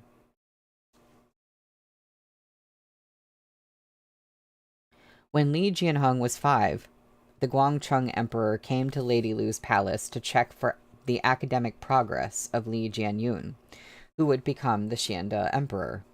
As they spoke, the Guangcheng Emperor spotted Li Jianheng playing with crickets and called him over. This was his first time meeting his father. The Guangcheng Emperor asked him some questions.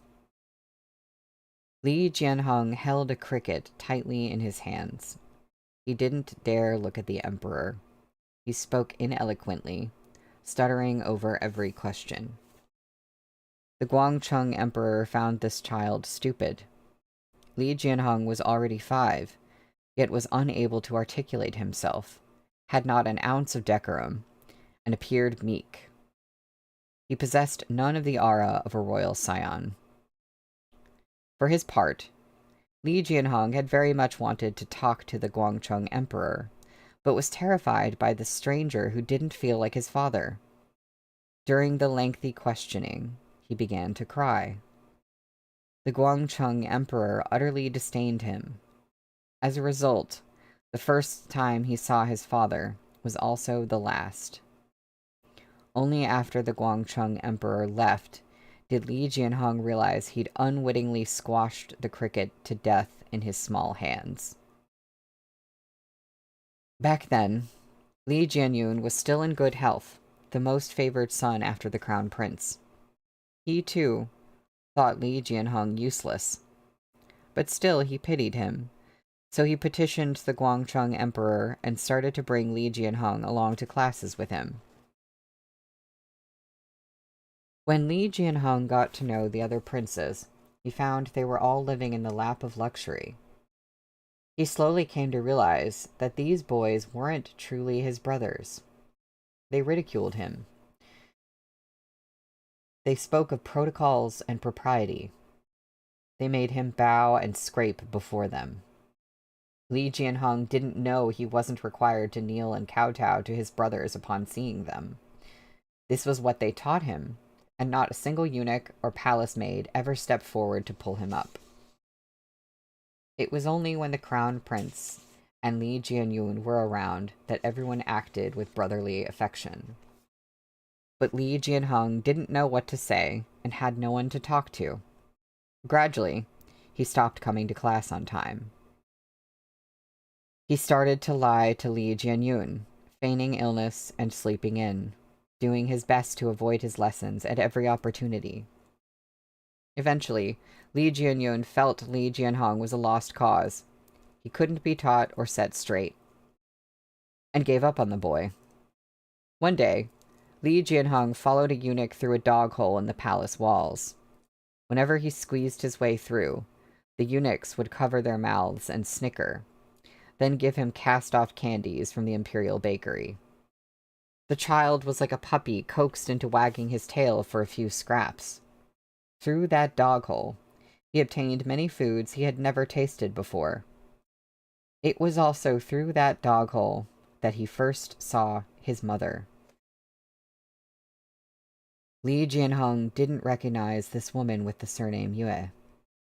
A eunuch egged Li Jianhong on, telling him to call her a useless invalid.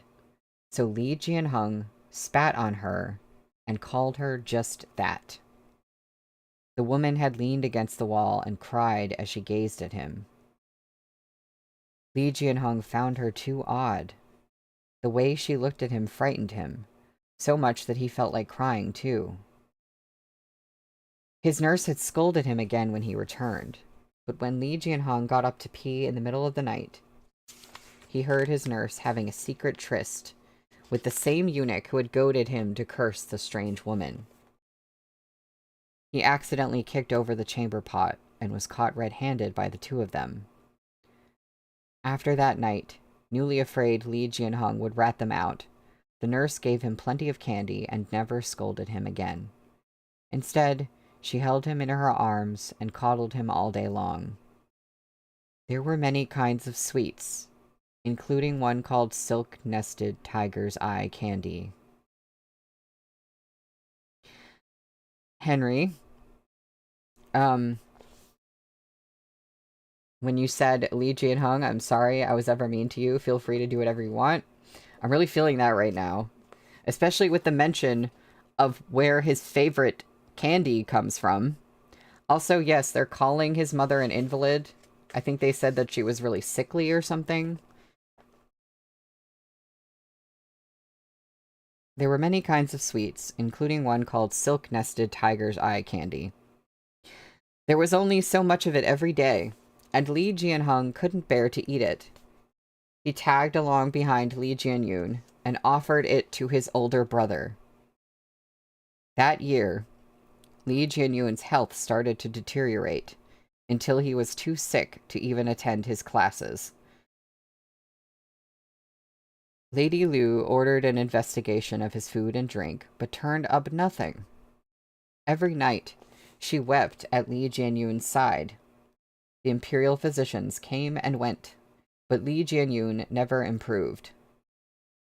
At the same time, the nurse also stopped giving Li Jianheng sweets.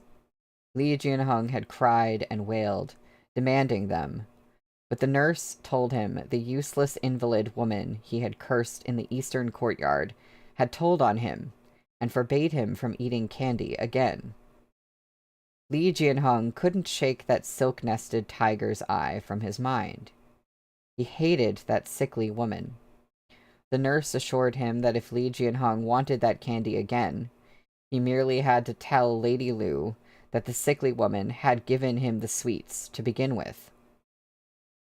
Li Jianheng didn't dare tell Lady Lu, but he secretly told Li Jianyun. Li Jianyun had stared at him from where he lay on his sickbed. In that instant, Li Jianheng felt his elder brother looked just like his father. A short time later, Li Jianheng was awakened in the middle of the night. The nurse led him out to the main hall, which was filled with splashing sounds. From where he stood behind the hanging curtain, he saw a blur of human figures. Li Jianyun, who was lying on his bed with an overcoat draped over his shoulders, beckoned to him. Li Jianheng ran over. That sickly woman was half naked, her head pressed into the bucket of filthy water. Again and again, her face was shoved in. As she choked and coughed below the surface, water poured into her mouth and nose. Her fingernails, clawing against the ground, had become bloodied pulp. Li Jianyun held onto Li Jianheng and said nothing. The sight frightened him to no end, and he glanced back many times at his brother. There was no smile on Li Jianyun's face, and so Li Jianheng didn't dare to smile either. Every time the woman was shoved down, there came a gurgling sound. She raked her nails against the bucket in agony, her bony fingers clawing out wood shavings, turning her nails into a dirty, mangled mess. Li Jianheng had looked at her, but he couldn't remember her face clearly anymore. Only the sound of sloshing water stuck in his memory. The nurse standing behind him was a tall, robust woman, which Li Jianheng didn't like. All the women he chose in the future were either petite or sickly. Li Jianheng didn't like water either. After that, he found it filthy. From that night on, the nurse treated him very well, and so did Li Jianyun. No one mentioned his studies anymore, and Li Jianyun no longer made him practice calligraphy. He even assigned eunuchs to entertain him. Li Jianheng was finally free to play from morning until he fell asleep at night. When he was in his teens, and old enough to move into his own manor, Li Jianyun sent him a number of pretty women. Once Li Jianheng got a taste of the pleasures of the bedroom, he spiraled out of control. It wasn't until many years later that Li Jianheng learned that sickly woman whom he had watched drown was surnamed Yue.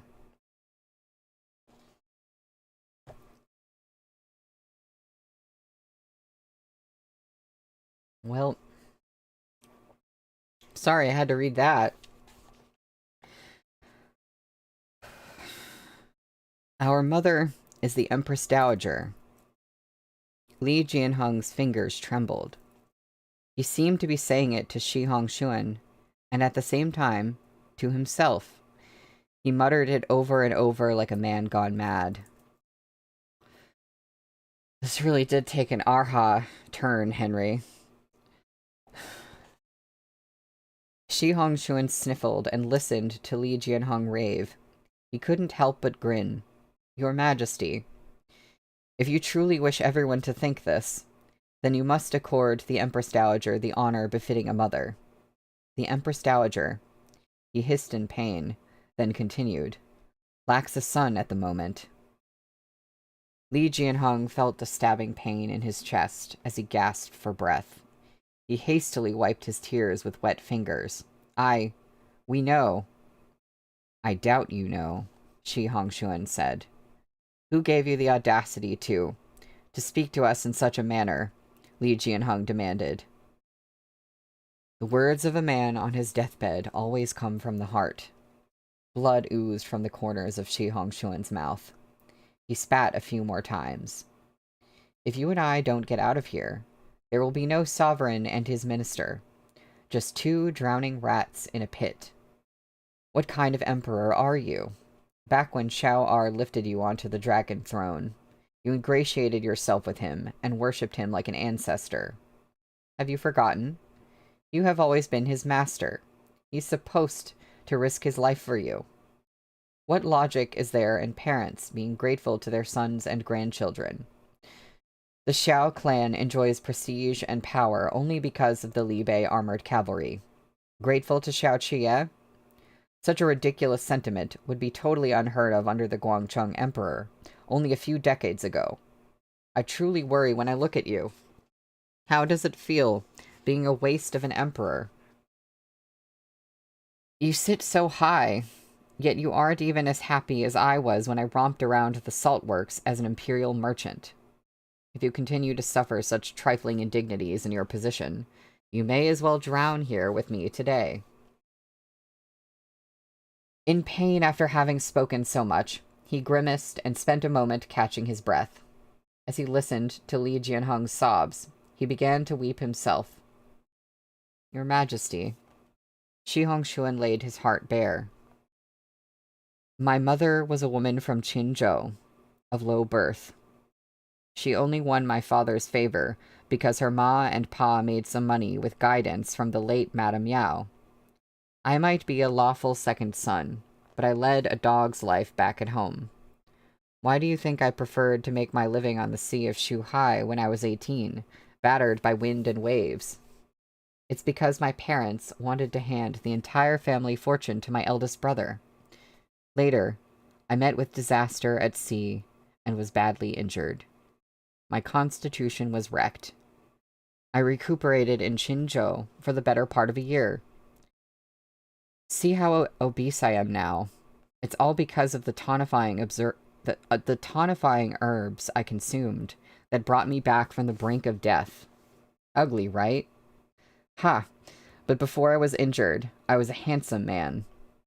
Before I set out to sea, I met a woman and fell in love. We were engaged to be married.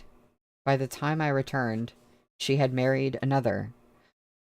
She had become my dearest sister-in-law. What a dedicated brother Shi Guan was. After hearing of my ill fate, he even took care of my woman for me. Is there any more wonderful sibling bond? I'll be thanking him all my life. Shi Hongxuan cried and laughed as he spoke into their damp and narrow prison. All my life, Your Majesty, who in this world isn't pitiful? Out of pity for me, would you let me become the Grand Secretary who wields power over the whole imperial court? You pitied Xiao R and truly made him your supreme commander. At one stroke, the most sought-after man in Chudu. But who will pity you? If Xiao R were sincere toward you, would he have let Xiao Jiming say what he did before the throne? Wasn't that just Li Bei throwing their weight around? He took a breath to continue. And then you have that eighth son of the Shen clan, cursed with Shen Wei as his old man. What kind of place do you think the Imperial prison is? He fell into Jilei's hands at 15, and might as well have been skinned alive the way he spent those days in prison. He may be free now, but look at him. He's clearly more specter than man. Everyone in this world is pitiful. If you pity every life, how can you be emperor? As the saying goes, every man for himself, and the devil takes the hindmost. Your Majesty, don't listen to those blabbermouths who speak of your lowly birth mother. Your surname is Li. Mine is Shi. For us, that's enough. From birth, our classes, both the low-born and the noble, define us. All those platitudes claiming no one is born to rule except through merit are empty words meant to comfort fools. Without order, there would be no countries and states. Your name is Li Jianheng. You are naturally superior to Xiao Qiye. So what if the Xiao clan dares harbor ill intent? What are you afraid of? You are the one acknowledged by the people of this land. They can rattle their sabers. In the end, they will be nothing but traitors. If you raise your arms and call for aid, who in our great Zhou would disobey? This is what it is to be the son of heaven. This is what it is to be the son of heaven. The words thundered in Li Jianheng's ears and snapped him to his senses. In this wet and filthy pit, for the very first time, he came to truly understand who he was. Before he knew it, tears had covered his face. He reflected on all that had led up to this day, and felt he had been living in vain.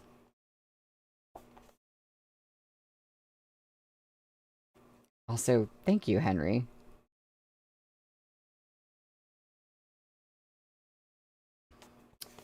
There's a lot of quotes to quote here. Shi Hongxuan, unwilling to let this opportunity slip, strained to continue. They laugh at you for being uneducated and cowardly. But who in this world doesn't fear death? Let them talk. The blade isn't against their throats. When it is, 9 out of 10 will piss their pants. You're a sovereign, not a craftsman. When it comes to matters of learning, the scholars from the Imperial College will provide the answers. As for government affairs, isn't that what the Grand Secretariat is for? Does it not exist to advise you? You are an emperor. You are the emperor. We are the emperor. Li Jianheng felt both hot and cold as he trembled and repeated, "You're right. We are the emperor." Shi Hongxuan was listening closely. Seeing that he'd more or less achieved his desired effect, he heaved a sigh of relief. The fucking nerve of whoever had tampered with Ohua Pavilion. With the building so damaged, any evidence of foul play would be washed away, and blame would fall squarely on Shi Hongxuan's head. If he couldn't win Li Jianheng over now, the storm of indictments from the Chief Surveillance Bureau alone would flay him alive. He could wave goodbye to his newly appointed position as the secretary for the Bureau of Evaluations of the Ministry of Personnel. Hai Liangyi might well chop his head off. I don't know if he's going to survive, though. Anyway. Marinating in this filthy water, Shi Hongxuan carefully sifted through his network of connections. He didn't want to die or be exiled. It had been no easy feat to take Shi Guan out of play and climb to his current position, not to mention the good fortune of meeting such a rare good master as Li Jianheng. No, he had to live. Lips blue from blood loss, Shi Hongxuan chanted silently to himself. Hurry up. Xue Xiuzhuo, Hai Liangyi, Chen Zichuan, or even Xiao Qiye, whoever it was, hurry up and dig them out. Li Jianheng must not die here. If he died here, everything Shi Hongxuan had done would go down the drain. Just as Shi Hongxuan was about to close his eyes, a loud rumble sounded just above them. Debris from the broken wall rattled down, followed by a surge of putrid water that brought with it distant voices and the sound of heavy rain. Shi Hongxuan almost wept with joy. He could hear Li Jianheng being pulled to safety. Then, under the shouts of the Imperial Army, as they counted off and heaved, the heavy structure pinning him down was lifted Hongxuan's waist. He waved his arms feebly and yelled, "Help! Help!" Xiao Qie looked down at Shi Hongxuan from above. The unending rain washed down on him. Shi Hongxuan felt a chill up his spine. Even as the water swelled to Shi Hongxuan's chest, Xiao Qie looked as if he had no intention to pull him up. "Xiao Er," Shi Hongxuan spat, every syllable laced with hatred. The floodwater was breaking over his head. He choked on foul water and flailed, struggling for breath. By the time Xiao Qie reached in to drag Shi Hongxuan out, his mouth was filled with putrid water. Shi Hongxuan dug his fingers hard into Xiao Qie's arms. Gasping for breath, he craned his neck pathetically and hissed, "Fuck your mother." Xiao Qie shoved him down with a hand. Shi Hongxuan clawed at the mud as sludge filled his mouth and nose. He was suffocating. He scratched with all his might, but he couldn't budge Xiao Qie's iron arm. Xiao Qie clearly had the intent to kill, but he couldn't actually hold Shi Hongxuan down until he died. There were people behind him, and Li Jianheng had been awake and lucid when he was brought out. Xiao Qie lifted Shi Hongxuan by the back of his collar and leaned down to say menacingly, "Why don't you say that one more time?" That's the end of the chapter. I wasn't expecting that.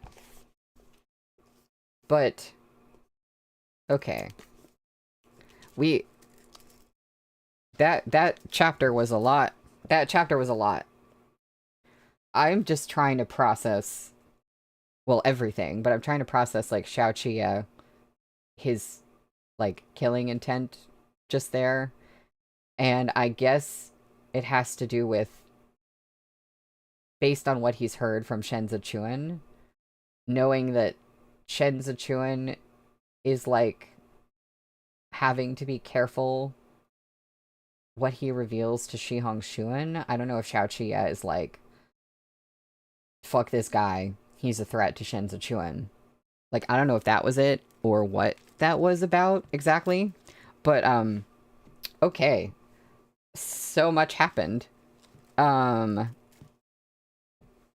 Yeah, I think it's because Shi Hongxuan has so much power over Shen Zichuan and is limiting him. Like, it's crazy to be at the point where Xiao Qie is like, "I'm going to kill you because you're fucking with my boyfriend," basically. But I guess we're at that point. Oh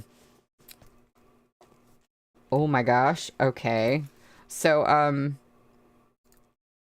because of the way I had to do page math for this book, it just worked out, like, some streams had to be longer than others. So coming up, like, the final 3 streams are probably not going to go over very much, because they're all fewer pages. Today we just had to go through a few more pages than typical. But yeah, I mean, that was a chapter. That wasn't exactly like reading the donkey chapter, but parts of it felt like that in a way, because I was just like, dear God, like I don't think anything is gonna top the donkey chapter, but still, like, we learned a lot. I immediately feel far more sympathetic to Li Jianheng. There is something about reading about animal torture for me that is like, it's almost worse. But Henry, you have a point. It was arguably worse. This chapter was arguably worse. I just think, like, the impact wasn't quite there, but it was, like, almost there for me. Elsie, you're not bothered by stuff like the donkey thing. The donkey thing is, like, just something about it for me. It was, like, one of the worst things that I've read in terms of, like, describing the torture of an animal or of anyone. For some reason, I don't know why, it just, like, affected me, like, the most out of a lot of things. But this was more emotionally visceral. There was, like, the emotional connection, so that added to it too. It was just, it's a different vibe, but there were parts where I was like, oh god, I have to read this. Yeah, so really interesting to know those characters' backstories though. Like, it's cool to see, to, like, even Shihong Xuan, like, I have a lot more sympathy for him, even though I'm very much, like, rooting against him at this point. But it's like, I feel for you though, and I definitely feel for the Emperor. It's just, everything is a mess. Maybe because we set up so much about Li Jianhong just being silly and useless. Now we get to find out this is the reason. And also him being made to bully his own mom and kowtow to his brothers. You are right, Henry. Like, that, especially the fact that there were so many things set up about Li Jianhong. And it's like, this is why he is the way he is. And suddenly it doesn't feel so funny anymore. I do love the complexity. The only thing missing is what you said in an earlier stream, some complexity for the Bian Sha. Yeah, the Bian Sha tribesmen. So far, they're the invader, they're the attacker. We don't know, like, barely anything about them. They just, you know, pillage and attack and do horrible things.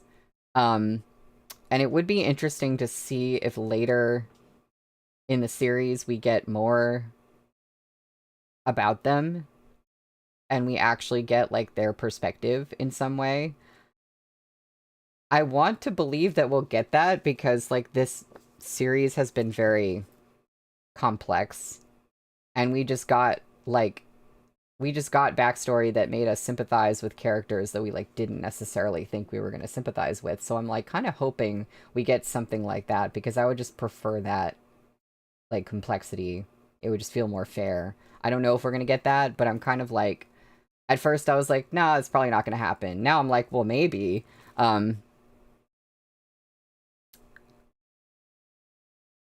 But yeah, Elsie, I'm not too hopeful to get that much depth, sadly. But there are over 6 volumes left.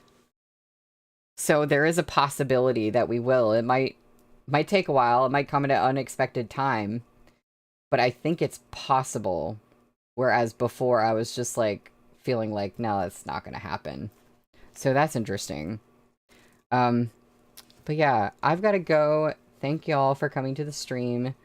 And I will see you again on Wednesday. Bye.